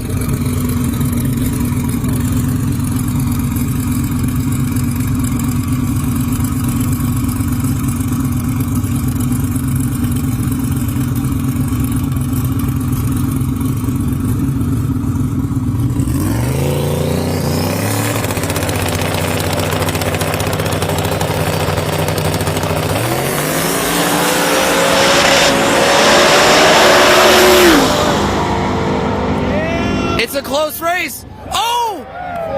Cletus moves on with a 7.4 at 179. Cletus got him on the jump. That was an amazing run, dude. I wasn't sure if he was going to get it, but he did it. Never doubt. Dude. Guys, that was insane. That was a very close race. That was lining up to be something that might have potentially knocked Cletus out, but he makes his way to the final round with a 7.4. That was probably one of the most ideal pairings as far as races go. That was a very close race. That was a very close race. It looked like the Fox body in the left lane might have had something happen which made him back out of the throttle, but Turbo John is someone that you don't want to take lightly. That guy knows his stuff. He gets down every track anytime he needs to. It's very reliable race driver. Now, what is the El Camino's fastest pass to date? I think we've gone somewhere in like the low 720s, I want to say we had. So okay, well, the fans at home, do us a favor, put in the chat if you know what the El Camino's Mullet, Cletus McFarland's fastest pass is. That way you can remind us all. We know there's some super fans out there. You guys have been sticking with Cletus since the beginning, since Turbo Whistles. So we really appreciate you guys keeping us up to date on all the facts and data that makes this channel is what it is. But Cletus moves on to the next round at the second annual Christmas Tree Drag Race. That's going to be the final round. He may actually draw chips against LS George, which would be quite a pairing. Maybe some taunting going on. What's up? Oh, we got the team here in full effect. Let's see if we can get an interview with Bad Chad. 724. 724 is what we're being told. Yep, Project Prime headquarters giving it a 724, folks, is Cletus McFarland's fastest pass in Mullet. Excuse me, sir? Sir, you're done. You're done. Get him out of here. You're done. Let's come check in with the Cletus crew. Oh, guys, we got ZZ Drew, Dalton. Yee. Pulling Bad Chad Miller. Bad Chad, don't run away. Hey, yee. Hey, where's the Mustang, Bad Chad? Where's the Mustang? The Mustang is down because this great guy right here burnt the clutch out of her. Oh, you're done. All right, we got Garzito. What's up? How you doing, dude? Here's your mic. You're canceled. Oh man, that's some of the boys of Cletus and the crew. You guys see them on the channel all the time.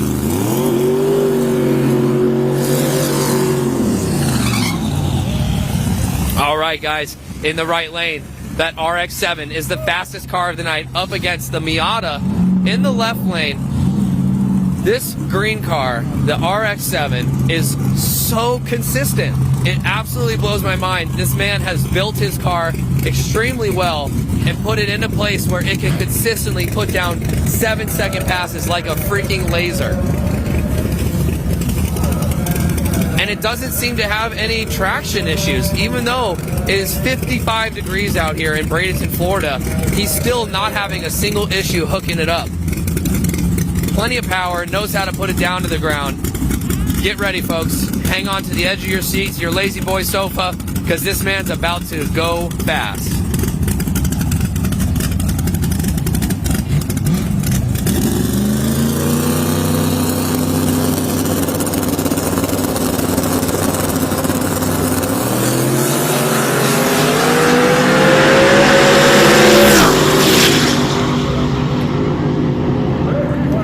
He does it again at 7.1 at 193 miles an hour. Best the Miata, which ran an 8.2 at 157. That's a pretty tough draw. That's a tough chip to get drawn on the fastest car in the class. But you just got to do what you got to do. We've already seen so many upsets happen with just red lights and the long list of things that can go wrong. Now, guys, this is LS George with his buy run, making it to the next round. That Christmas tree is in a sad position, hanging on for dear life. All George has to do is break the beams.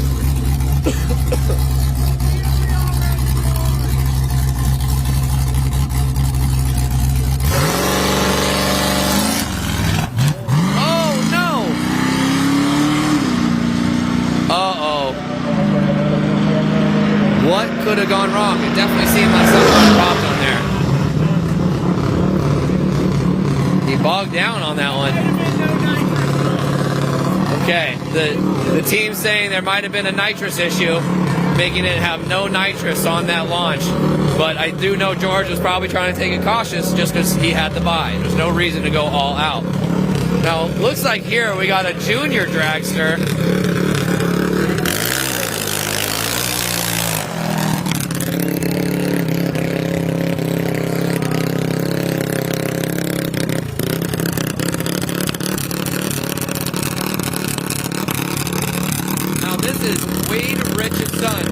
Wade is known here at BMP. His son in a junior drag racing car going to make a pass down here. Always awesome to see these next generation kids out there. And he's got the Christmas tree in true Christmas tree spirit.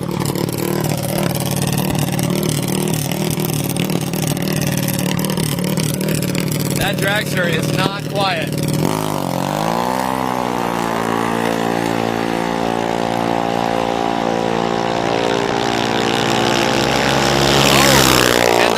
Tree falls back. So awesome.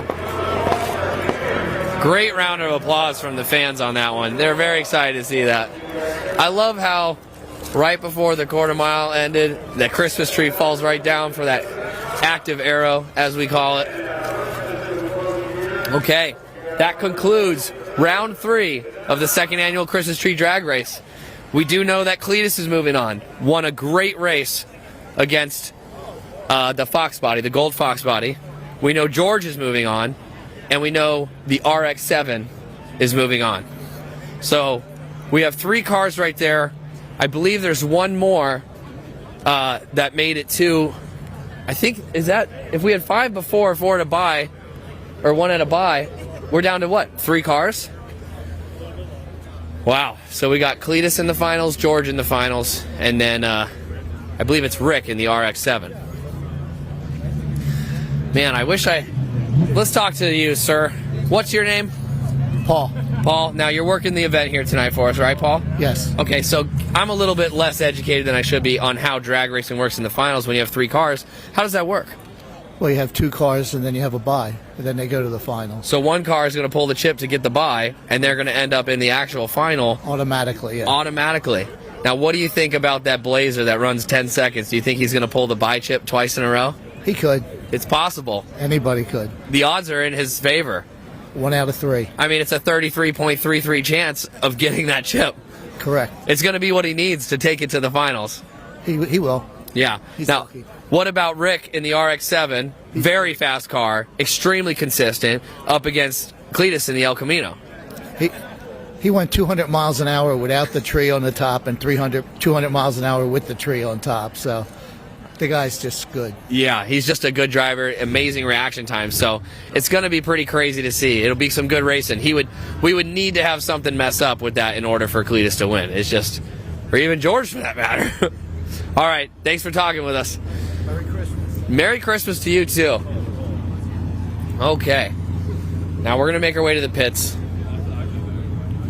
We got our finalists getting ready. I guess this would be the semifinals then, if it's the round after. So one guy's going to pull. Somebody's going to pull that buy run card, that buy run chip.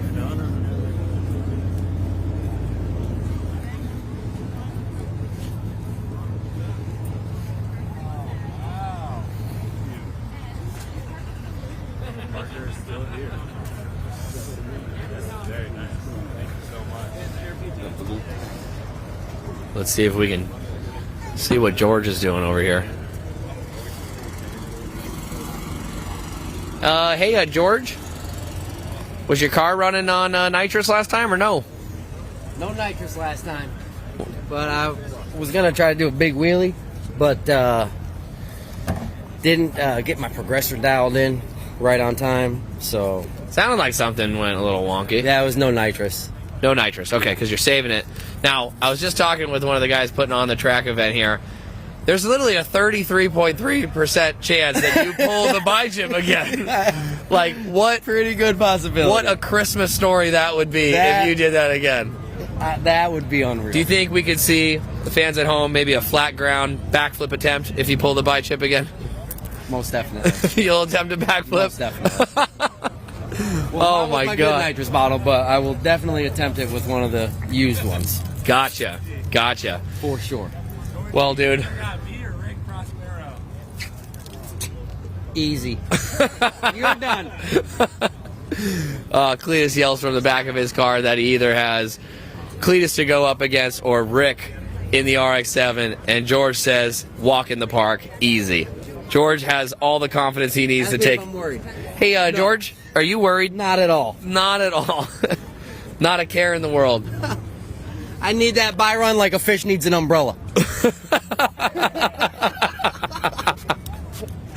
George, where do you get your fortune cookies? If I told you that, then you know all my good sayings. Yeah, one of my favorite ones from George is like, well, everybody knows a one-legged duck swims in a circle. That's right.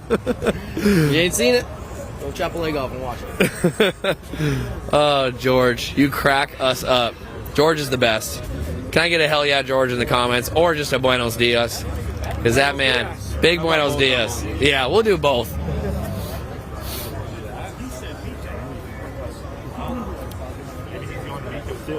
Well, I have to ask, you literally told us before we departed that you were willing to rip your tater chip, and you definitely won. Dude, luckily, my tater chip's not even ripped yet. And when I say tater chip, I mean my head gasket, okay? I will blow my head gasket tonight. Or win, okay? It's one or the other. If I'm losing, I'm hitting the scramble till the head gasket goes, you're done. See you later. So you guys hear that? His tater chip is still intact, but he's willing to put it all on the line. He doesn't want to go home walking. He wants that win, and he's willing to give it all to get it done. Tater chip, ripping your tater chip clearly is code for blowing a head gasket. Dude, you make me laugh. You should have heard George earlier, dude. He says he needs that buy run the same way a fish needs an umbrella. Of course, George is in the freaking semis, so either me or Rick Prospero have to race him right here. I know. I'm just going to drive like normal. Yeah, unless it is a 33% chance that he wins the buy run. He can't double buy. Oh, you can't double buy? Can't double buy. Oh, got it. Okay, so it's one of us has to race it. Okay, so the verdict is out. George more than likely won't be making the finals. Poor guy.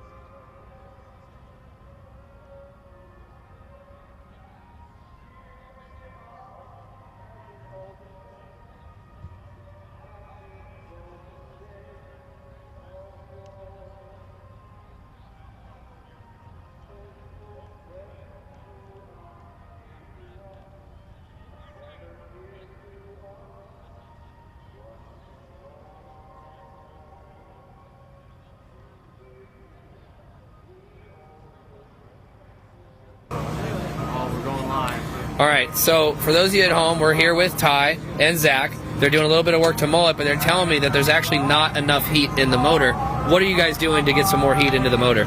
Well, take some water out, add some heat. It's pretty simple. Simple as that, right? Less cooling, more heating. Yeah, no, more hotting. The car has no overflow, so we had to pull a little bit of extra coolant out of it so we don't spill any on the track. Help keep the pressure down. So we got data log for basically everything. So Kevin went in there and saw that the blinker fluid was a little overpressurized, and so is the coolant. So we're gonna let the blinker fluid ride, but we had to get some of that coolant out of there. Yeah. The blinker fluid will stay, but the coolant, we need that more heat in the motor, and that way it just gives more compression, more fuel, like more goodies. Just more goodies, more bald eagles. Definitely more bald eagles. More bald eagles. Well, that's the bald eagle sender tube. Yep. Letting freedom ring. That's the bald eagle bypass valve. Ah, yes. If you get too many bald eagles in there, the turbo will come off, fly away. Yeah, we can't have that. Well, the car's looking good, man. You did a great job on Ruby as well. Those wastegates looked awesome. The whole front end, the turbo mount looks good.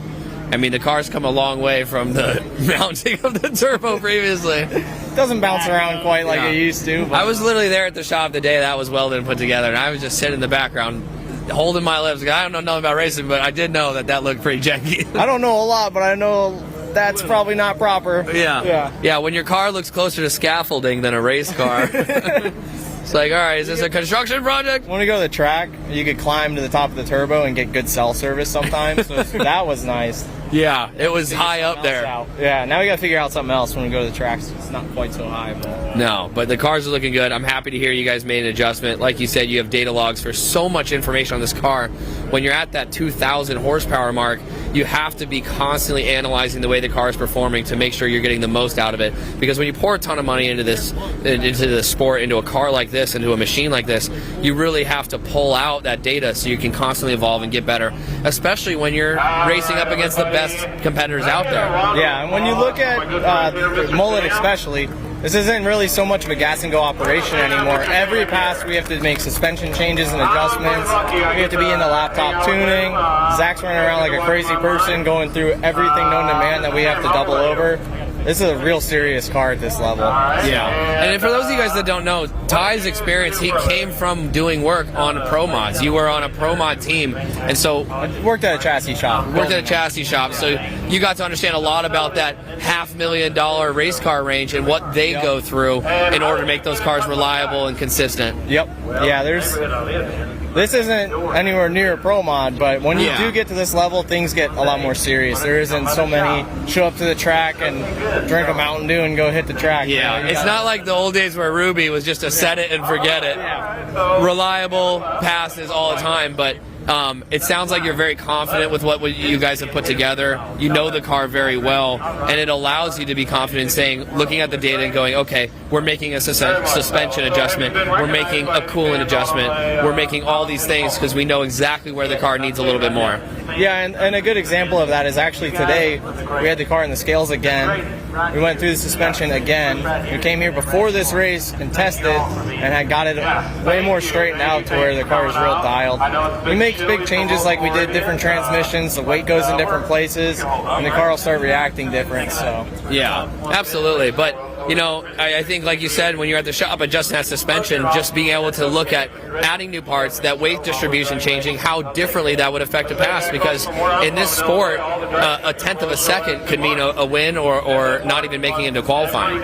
Yeah, and sometimes one little click on the rebound or compression on one of these coils is the difference between the car going down the track or spinning the tires, and like you said, packing it up and going home early. No one wants to do that. No one wants to do that. Well, it's a true testament to see how fast and reliable some of these cars are out here tonight. We had a great field, we had a great turnout, and the fact of the matter is this: Mullet is in the finals. Okay? Crazy. I mean, you guys are really doing a great job making sure this car is very consistent and reliable, because you look at Rick in the Turbo in the RX-7, very reliable race car. Same thing, constant adjustments, constant changing, constant data reading, analyzing the data on the car to make sure that it can consistently perform. Yeah, and that is a deadly fast laser precise car. Yeah. I mean, that thing does not make mistakes. That guy is A to B every pass, every track. He's another one that you really got to worry about. I think he's got a twin turbo big block, can make way more power than we could ever dream of. So as much as we put down that the track will hold, is what we have to do right now. Yeah, absolutely. Well, he had a great last pass. I mean, he was in the low sevens. He really outdrove that guy. It was a very good race, and I'm super excited, and I think you've done a great job, Ty. Thanks for being on the team and putting on a great car for everybody to watch. Yeah. Give yourselves a round of applause because we wouldn't be here without you guys. Thank you very much. All right, let's find somebody else to bother. Okay.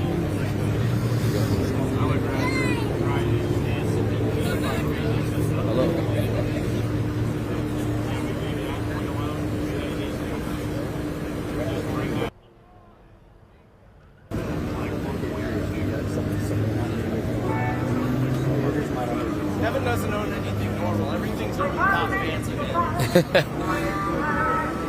As we're looking at the rest of Cletus's team making the final adjustments to the car, like Ty was saying, they're sitting here reading the data logs, talking about the adjustments and what they have to do to make the car go A to B in the best way possible. When they have this amount of competition and these fast cars they're up against, they really got to pull out all the stops. Actually, dude, you're checking your emails. I thought you were reading the data. Yeah, you know, it happens. Awesome. Well, Kevin, tell me about what you're seeing here. What changes are you making? Are you happy with how the car's running? Yeah, for it being not 100%, we're trying to keep it alive so we can keep making runs. Hopefully we can go a little faster this round. I don't know if we're running George or if we got a bye run or what they're doing exactly, but it would almost be nice before we make adjustments to know who we're up against. Very true. I agree 100%. So, well, awesome. Thank you. I was just talking with Ty. The amount of fancy stuff, the bells and whistles you put on this car is really allowing it every pass to make that minor adjustment, which makes it just go that much faster, more reliable every time. Yeah, we're definitely creeping in on it, which hopefully we can get it doing something real respectable. It will in the near future. Well, I think you guys have the team to make it happen. Thank All right, you. We're going to make our way to the chip draw. Really, the chip draw is to find out one thing: who LS George will be racing. Okay, I see Victor juggling the bag right now. Let's make our way over here. All right, it's going on right here.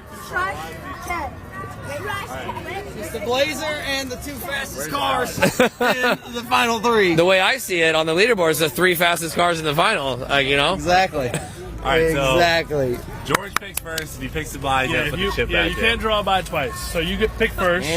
One race is 2, 3 is the bye. If you pull 3, you gotta redraw. You or me against the Blazer. All right. All right, you guys ready? Yes, sir. Well, actually, you gotta go first. Freaking bye, dude. Change it up. Change the rules. Oh, look at him. You get to buy twice. Your car's too fast. Number 1. You wanna go or you want me to? Go for it. You go. You're the host. Hostess with the most. All right, Cletus could get the bye. You're going down, brother. I got the bye. Thank you, sir. No problem. All right.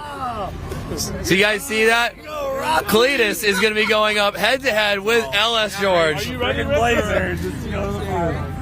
Freaking out. I can see you sweating. It's remarkable that LS George has made it to the finals, pulls the bye again. They tell you no. Don't even gotta get the Blazer ready if I'm racing Mullet, dude. I just right down Broadway. You know, now I know a red light's a DQ, but why don't you just stage the first bulb and then just drive off? Should I just double bulb the crap out of them? Yeah, dude, for sure. I think you got this. I mean, even if I do win, chances of winning the next If Spence gives me odds, I'll bet on you. Dude, he's gonna want to win so bad. Oh, dude. He's gonna be so mad if he loses. Oh, that would be very heartbreaking for him. All right, let's make our way over here. If only Maddie was here, I can give her $20.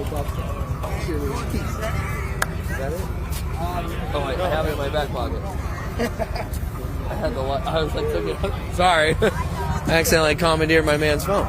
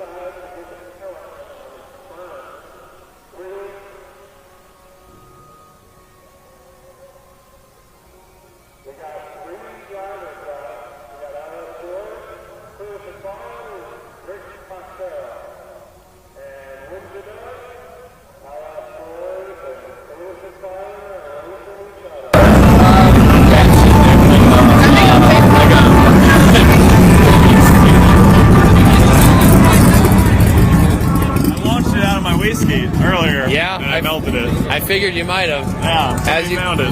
Yeah. Well, good racing tonight, Coop. All right, so the RX-7 has the buy run. And so, as you guys saw at the chip draw a moment ago, Cletus and LS George have to race to determine who makes it to the finals. All right, your most nerve-wracking race of the night against LS George in the wicked quick Blazer. Yeah, if I lose to George, I am retiring from drag racing and taking up, let me think of a good sport. I heard that. Curling. I'm taking up curling. Okay. If you lose, then I'll take up underwater basket weaving. So, please don't lose, because I'd rather not. Save the car for the next round, get a clue down. And hopefully we can get Cletus, get George up here, and get this race off. Okay.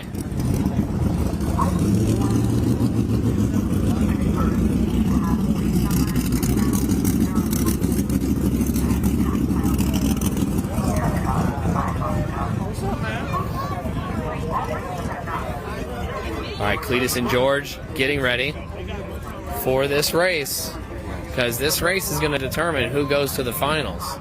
Now, the RX-7, Rick, got a buy run, and he will be advancing. Now, he is the winner of the 2021 Christmas Tree Drag Race, or 2020 Christmas Tree Drag Race. Last year, the first one, and so this is the second annual, and it's looking like he may potentially be in a great position to win and take home a back-to-back victory at the Christmas Tree Drag Race.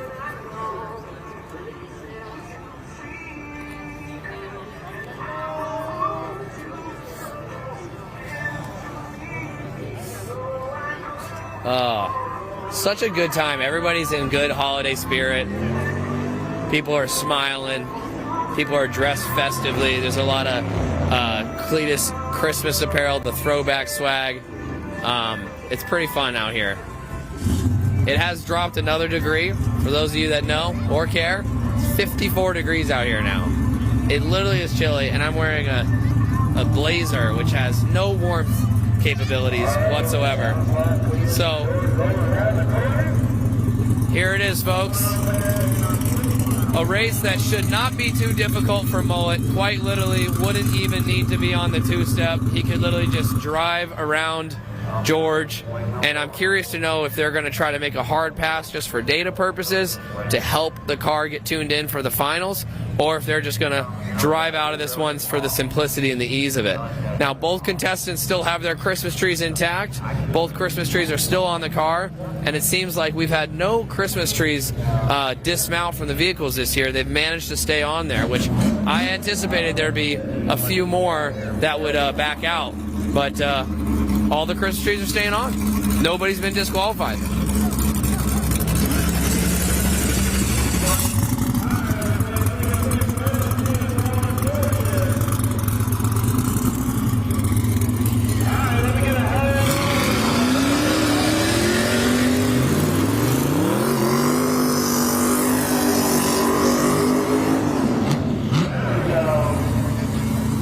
Okay. Now this is the semifinals. Whoever wins this race right here is moving on to the finals. Cletus with his hand out the window. Loves the crowd hype. That noise from the fans, the yelling, the screaming, gets him excited. And so every time, he's a big adrenaline guy, wants to have the fans on their feet, put on a great show. He loves racing cars, loves racing against his buddy. He's already taken down his brother. Let's see if he can take down LS George on this pass.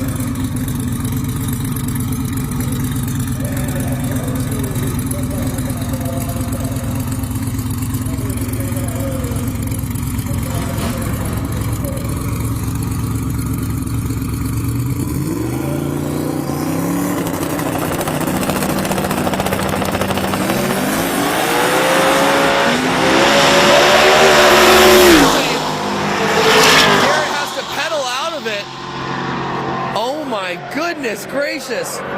Massive power wheelie. Garrett still finishes with a 7.6 at 152. As he's at the 1,000-foot mark, he was just tapping the brake lights. Really just taunting George. Now, George did make a good run, 10.4 at 125, 126. But unfortunately, that's not going to be enough to take it to the finals. So in the finals, we have Cletus McFarland versus Rick in the RX-7. What do you think? I saw that wheelie, dude. I think he needs to keep it on the ground, but if he keeps it on the ground, we got a race here in this final. That's true. I vote next year we don't have it on Wheelie Wednesday. We got to change it to a different day of the week. Like a Thursday, yeah. Yeah, we're going to Thursday next year. It's just, I mean, it's exciting, but it's too much. Man, Cletus was holding it until he saw it start to come up, and then he backed out of it, got back in it extremely quick, but it was able to save the car from coming down too rough or too hard. But it's got to be like riding the lightning to run a wheelie that hard. Hey, what do you think of that wheelie, Kevin? That was nice, and freaking good job by Cletus bringing it down nice and soft. Yeah, he backed out a little bit and then stayed in it to set it down softly, but he'll be fired up for that one. That was an awesome pass. Give us the details. 484 at 148 with the pedal, so not bad. And then 764 stepping out of it completely. So yeah, I mean, he was tapping the brakes at the end there, kind of giving George a little what's up. Plan was to go to the 8th mile, and I think he did that. I don't think he was expecting it to stand up, but no, I don't think anybody was, because it's been a pretty planted car. Yeah, we tuned her up a little bit. So yeah. Well, you got to spice her up for who you're going to be going up against. For sure, we're going to try to put on a show for everybody. So yes. Hey, Nate. I was going to blast him, but the tractor guy. Let's see if we can get Victor. Hey, Victor. Catch. Yeah, that water's got to be about 42 degrees. That is not warm. Big wheelies.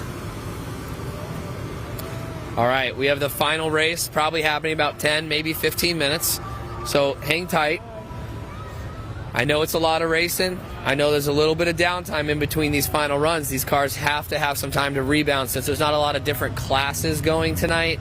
The cars basically have to make their pass, come back, ice down, cool down, run a data log, get all that information they need, and that way they can be prepared to go again. So it's been an awesome event. As we bring it to the final round, the conclusion of the show, I just want to say, as a host, Spicy Spence here, I want to say thank you to all you guys. I'm sure some of y'all beat me up, but I love every one of you guys. I enjoy doing this. I enjoy putting on a show with you guys. The Cletus McFarland fans have a great time. We had an amazing time here at the track. I want to give a shout out to Rice Crispy and the Project Prime team, all the team being out here, doing all the cameras, the film work, the photo work. Without these guys stepping up and telling Cletus, like, hey, we want to be a part of this, we want to put on this show, they're really bringing in a nice production level to you guys. So if you guys have enjoyed what you've seen, go ahead and head over to Project Prime's Instagram, their YouTube page. They're one of the leading video production agencies out here in the auto and motorsports world. And so without them, we wouldn't be able to bring this live around the country, around the world. I'm sure we have viewers from all over the globe because Cletus's fans stretch all over, all the way down to Australia, the Netherlands, Great Britain, Canada, Mexico. So, and then obviously in the greatest country in the world, the U.S. of frickin' A. But thank you guys. Could not do it without you. This is fun for us. It's a Wednesday night. We're about to have a great Christmas, and I hope you guys are too. This is a good way to fire up. Christmas Eve coming up in 2 days on Friday, and good old Santa Claus coming down on Saturday. All right. Making our way to the pit skis. Man, I got a French fry and a nacho earlier, but I am getting hungry. Do I get fed at these events, Chris? Do you get fed? We get fed? We don't get fed? I mean, I was told at the gym this morning, Garrett and I went to the gym, he's like, hey, what are you doing tonight? I was like, I don't know much. He goes, you're announcing the Christmas tree. I was like, you got it, buddy. Zero prep time. Okay. Yeah, zero prep time. But, you know, it's kind of an off-the-cuff kind of thing. That's what live is. That's it. We'll freaking do it live. Maybe we'll check in with Mom.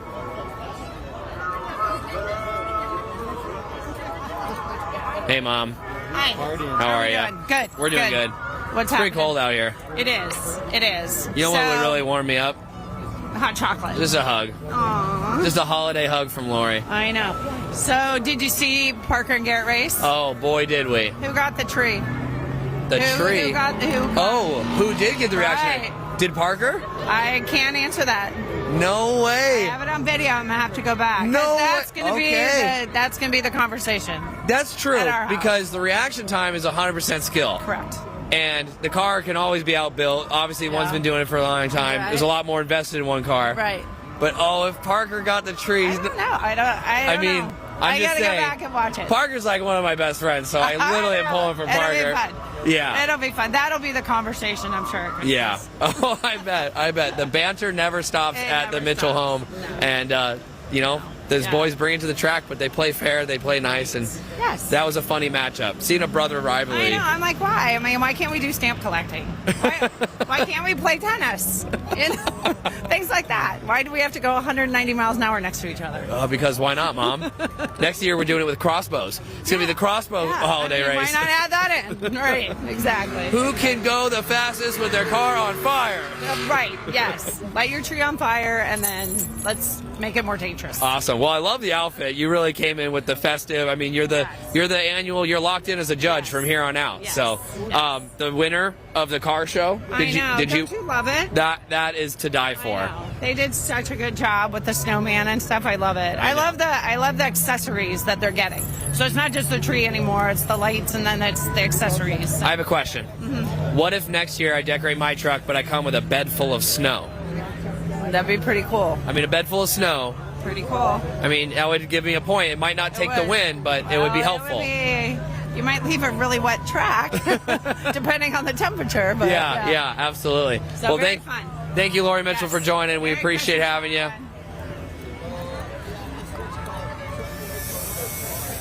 Oh, guys, I've been doing a good job hiding it, but I'm starting to get freezing cold. Are you guys cold? Yes, I am. Are you cold? Just a little bit. Just a little bit. Are you cold? A little bit. Okay, everyone here is a little bit cold. They're Florida, so everybody here from Florida? Not from Florida? Where are you from? Georgia, so it's not that cold. Georgia. California. That's a little Dumb and Dumber joke there for you folks at home that might not know it. Big movie quote guy I am. Look at this. That is prime.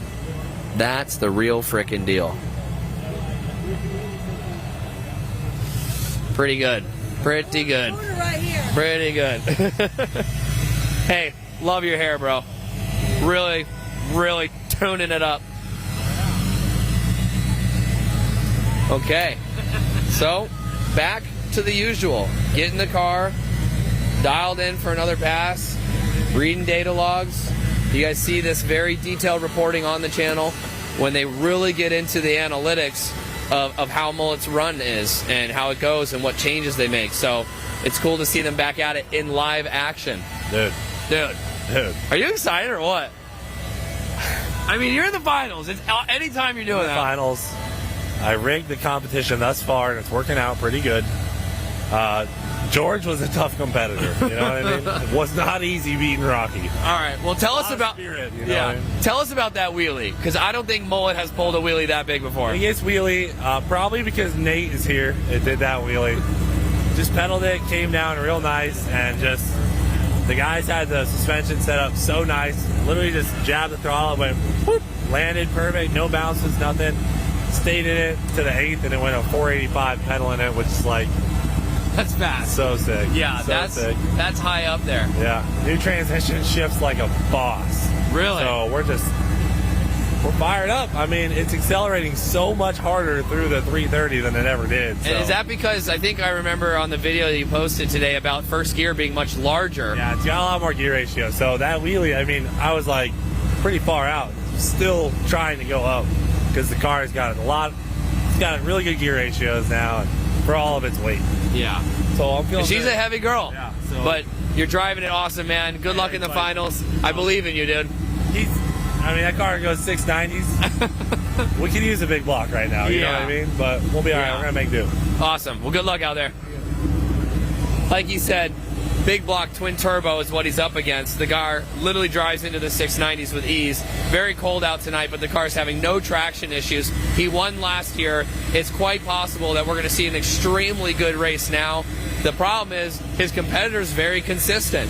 Now Cletus is consistent as well, but Cletus is constantly adding new parts. They just installed a new transmission this week, and I'm sure they would have liked 10, 20, or even 30 more test passes to really get this car dialed in to be all that it can be. Now there's a lot of power, but they're really trying to get all the other components of the car built and put together. That way it can work all in a perfect symphony of all the components. He's got an amazing team behind him, constantly making adjustments on the fly. After every pass, they're reading the data and applying what they learned from each pass to make the car go just that much faster. Guys, stay tuned. We're going to be underway in just a moment here. Another 5, maybe 10 minutes at the most as these cars get prepped and ready to go.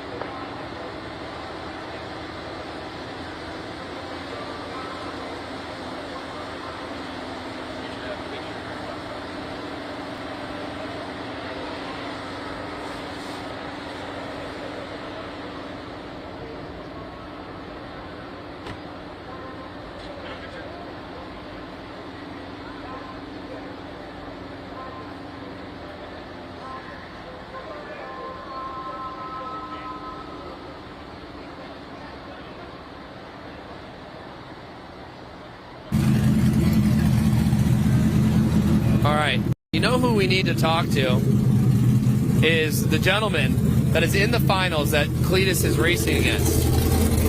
Now, I think he's over here. Is he over here? What was that? We're looking for the competitor that Cletus is going to be racing against. Okay, he's up front. We're going to talk to him. I believe his name is Rick, or Rich, or Ricardo. I don't know. So many names. So many drivers to learn. Awesome show tonight. Lots of cars came out. Very fast cars, too.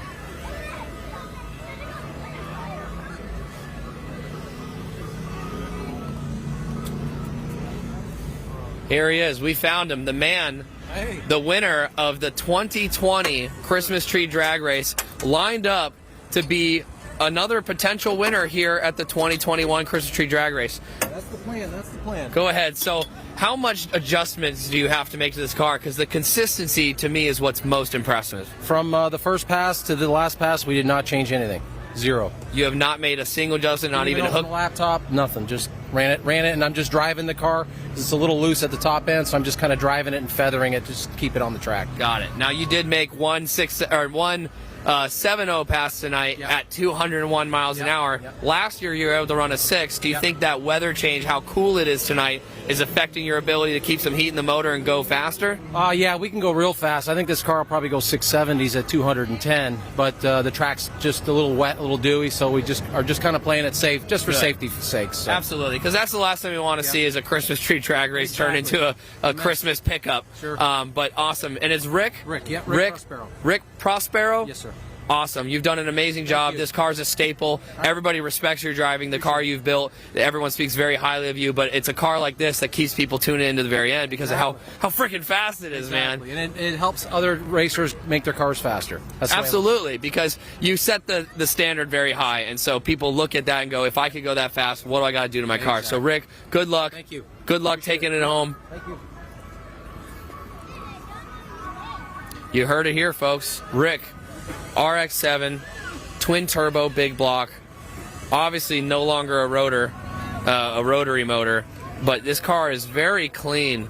I'm not sure what the name of that green is, but I mean, it could very well be OG Spider-Man Goblin Green. You know, that's what it reminds me of, right? Right, the real Spider-Man with Tobey Maguire.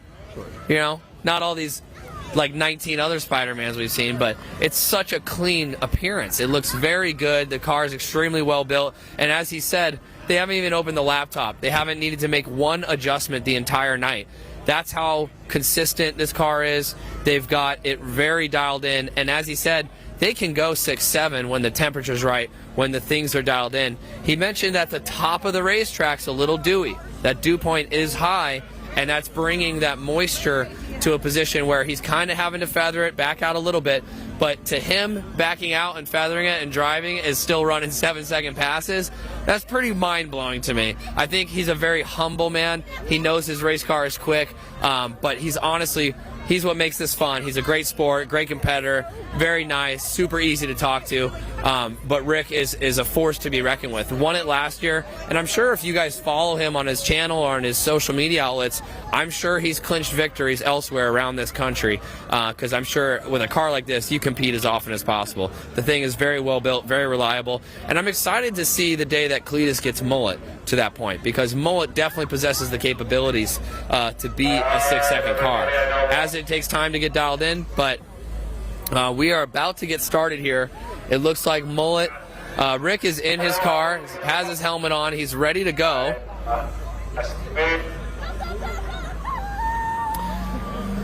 Oh man, Chris, you doing good? You having a good time tonight? Big high five, man. You guys been doing good. There we go. I'll see it this way. We got weight spring. We should have this race pretty much done here next round, and then after that we got some grudge races. We've got a couple of cars, and we got some stock cars. I think we're trying to take some guys on.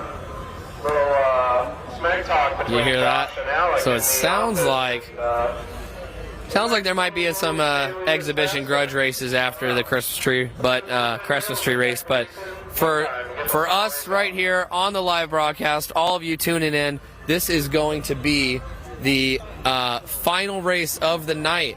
Again, this is the finals. LS George, 3rd place, and we have the battle for first right here between Rick and Cleetus McFarland. It's going to be a good race for sure. This car is just so dang fast. Looks great. It's a great shot, Crispy. Appreciate you. Yeah.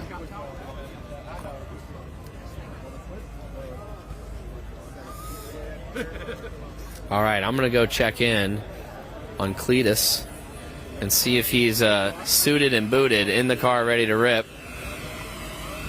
Yep, and he is getting in. He is in there. He is getting fastened up.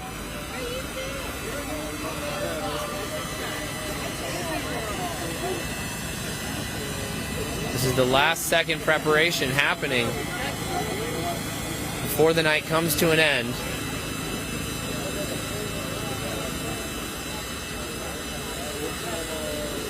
Getting buckled up in there. The car is in great shape, extremely finely detailed, very clean looking. Sam from the channel, the videos, James's next door neighbor, has really got the whole fleet looking very good. Very proud of that, man. We got Kevin and Ty and Zach, the whole Cleetus McFarland racing team out here in full force, making everything go right, everything run tight, so that everybody has a good night.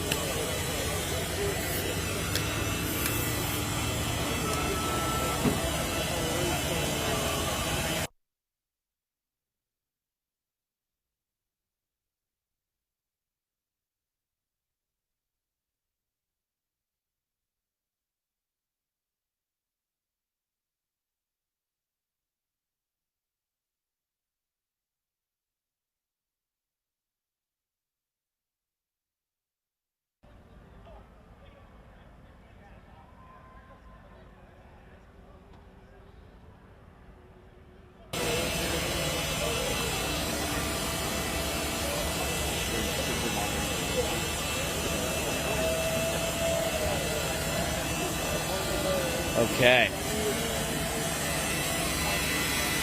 Looks like Zach's back here with bottles of fluid. Zach, talk to me, dude. What are you doing over here? Well, we're putting so much boost at it, the car's throwing it up in the back of the car. see. Really? What is that? Well, looks like coffee. Anyone's guess. All right, those of you at home, we'll give you 5 seconds to type in the comments what you think it is. But You said you needed oil for the car, right?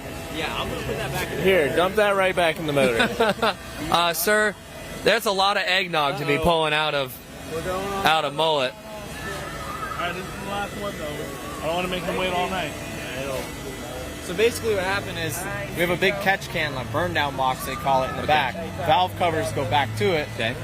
And the engine oil mixes with the methanol in the burnout box. Yeah, and if it'll fill and come through there. It fills this big box up with the breather box. It's a normal thing. It's nothing wrong. Yeah. But it got ignored for too long, so it overfilled. Got And it came out the top vent right here, blew all over the car. Okay. So it comes back to that every time you make a run, you got to touch something on the car thing. Yeah, especially at these speeds. Yeah, we got to add it to the list.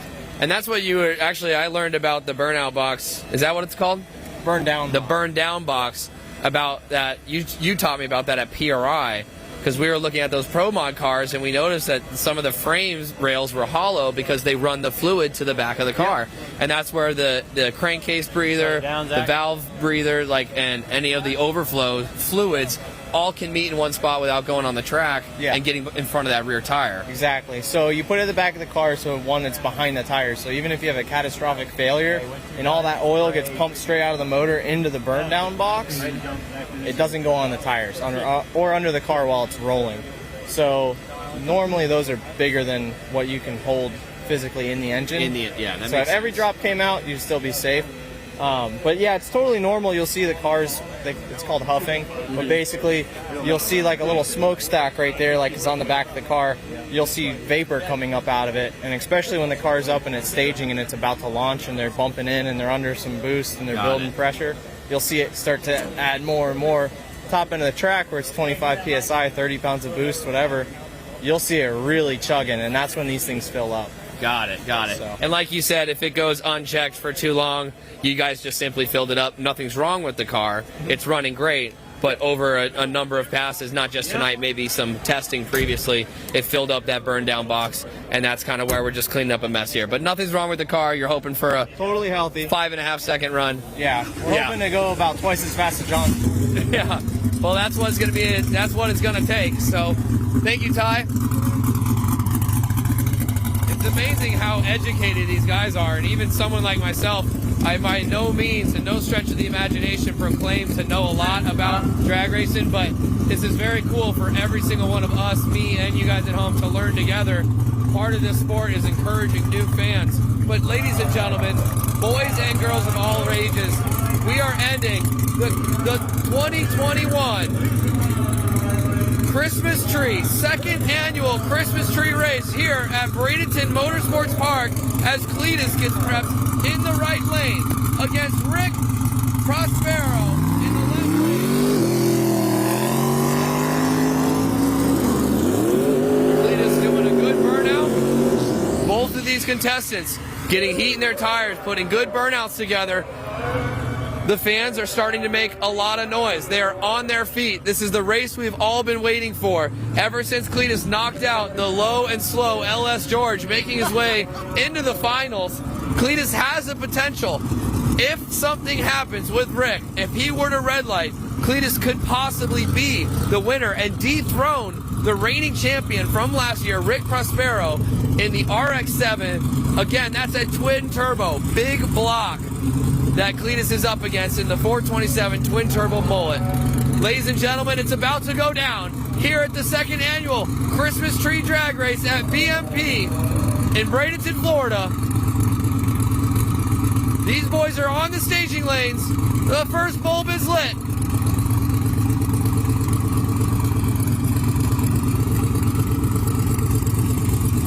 Cletus is lit 12.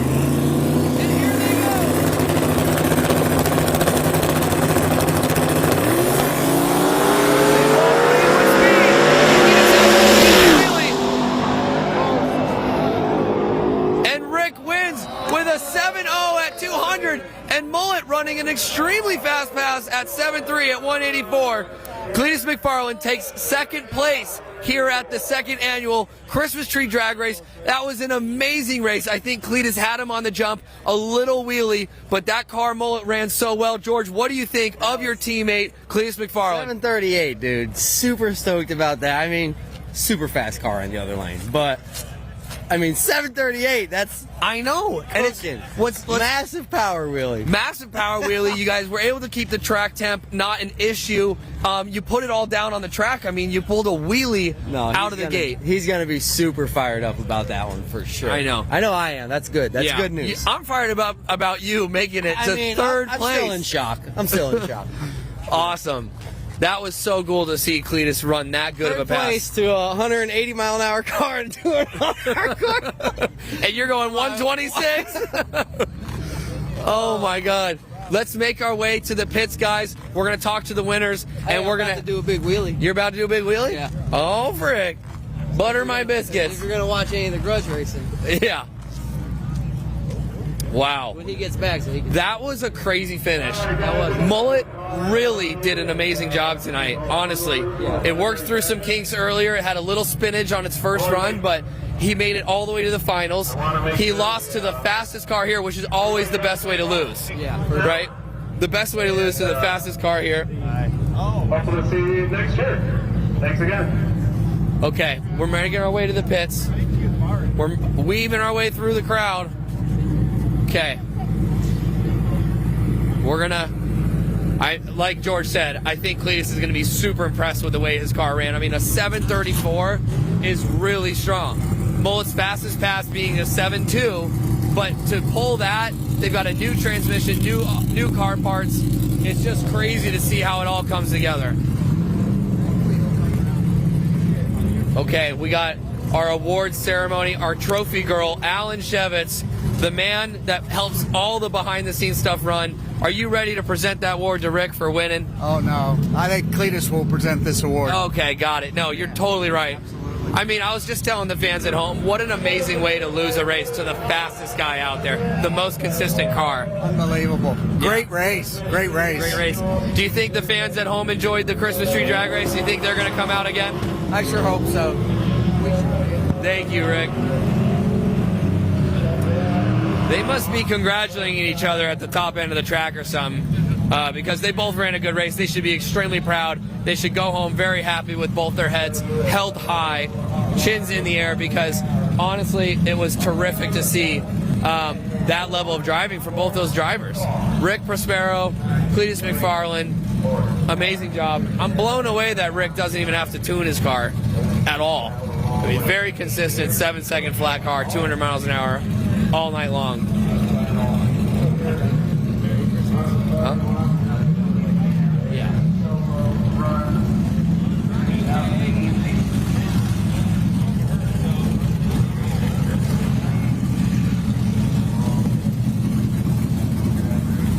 All right.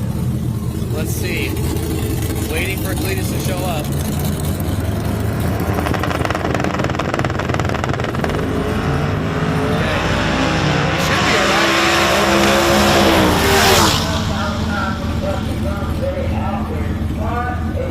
I wonder if everything's running good on the top end, or if they just were having a friendly congratulations.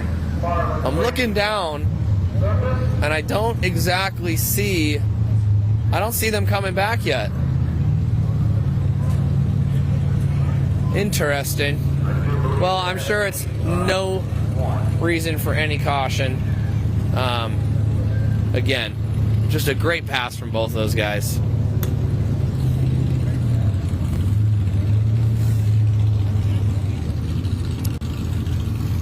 My goodness, I think it got even colder. There's no way it's 54 degrees. It has to be like 50 degrees now, or 52 or something. Okay, it's still 54. However, the cold is just getting deeper into my body. Like, I am freezing cold. Project Prime makes extremely comfortable apparel, but it's just not very warm. So if you live somewhere cold, until Project Prime releases a hoodie, you're just SOL, because it's not going to save you in a dire situation.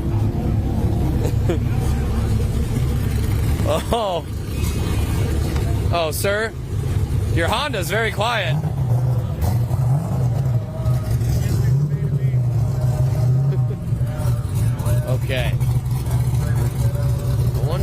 Cletus is at.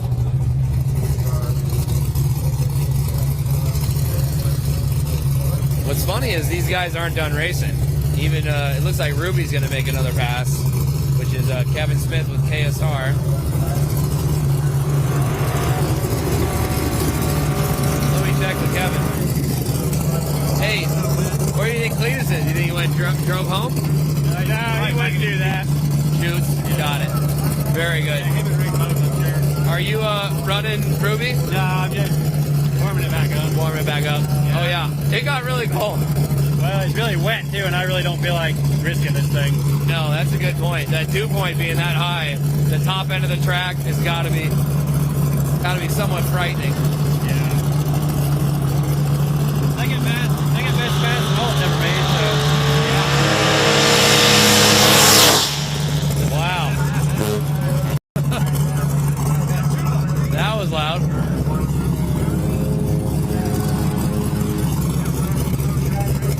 Quite literally, I don't know if you could hear that. There's a Nissan Saturn with a foghorn laid across the truck. I saw that. What did Great you think? entertainment. What did you think about Mullet's pass, Cletus, in that last one? That was a long wheelie. Long wheelie. Yeah. That was the second best pass Mullet's ever made. I know. I'm excited for them. They're starting to get that car really dialed in. They've put a lot of time into it, so it's cool to see it paying off. Time and resources, and the whole team's constantly working on it. They are. It's very cool to see. You did a great job tonight as well, man. Did you have fun? I had a blast. It's great to be back in the car and have things moving again. And, I lost the race, and I also lost first gear, but, build back, we'll build it again. Really? So what does that mean for the transmission in there now? Is it going to get rebuilt, or are you going to upgrade? We got to figure it out. It's upgraded pretty much as much as you can upgrade a power glide, so we just got to pull it apart and see what's going on. And Sometimes you got to replace components, and that's part of racing, but are you happy with how your car performed overall? Yeah, it is. I did.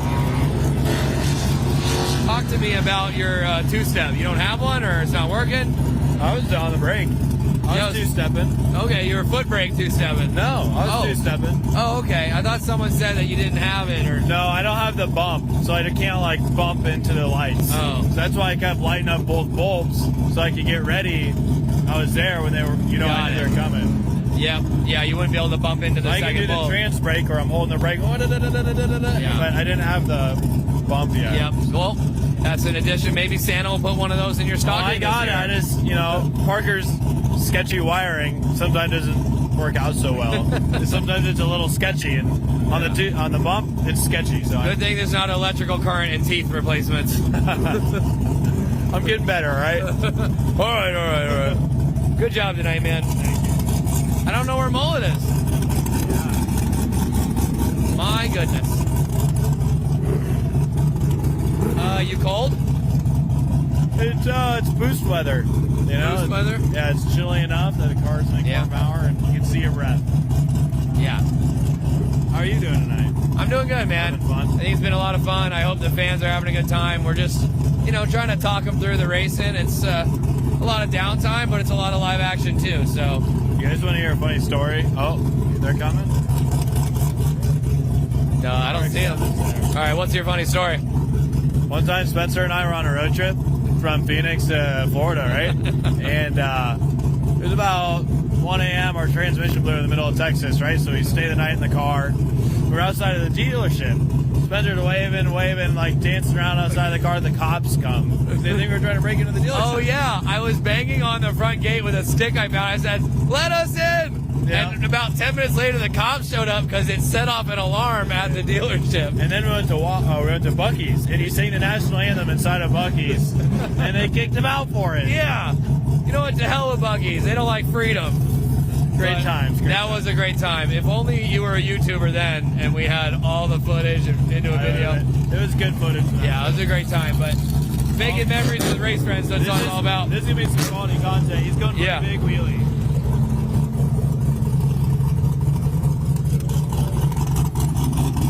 Okay.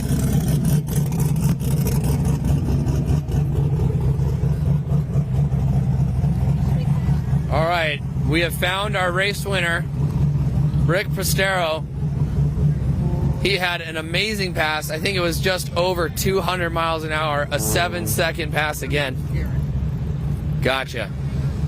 There he is, basking in his glory. His whole team, his crew chief, his team just out there to support him. What a consistent car.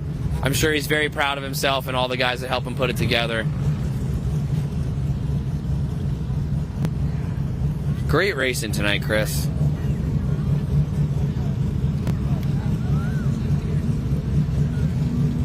Shoot, buddy.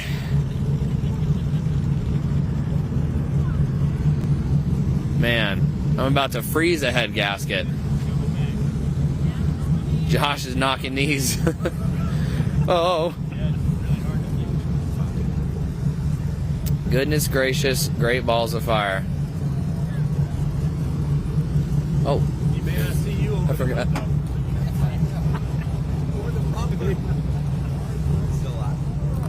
Yeah, we're live, dude. Bad Chad, why don't you give us an interview, bud?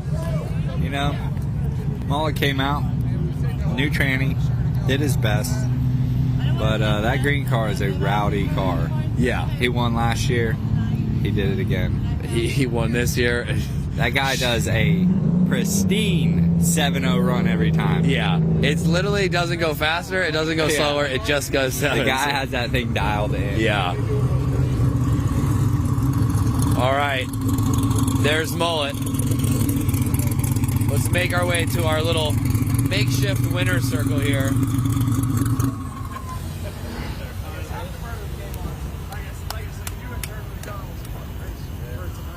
Let's get a small round of applause for our 2 finalists. Yeah. Awesome job. I mean, I had him for about half a second. It was looking really good for half a second.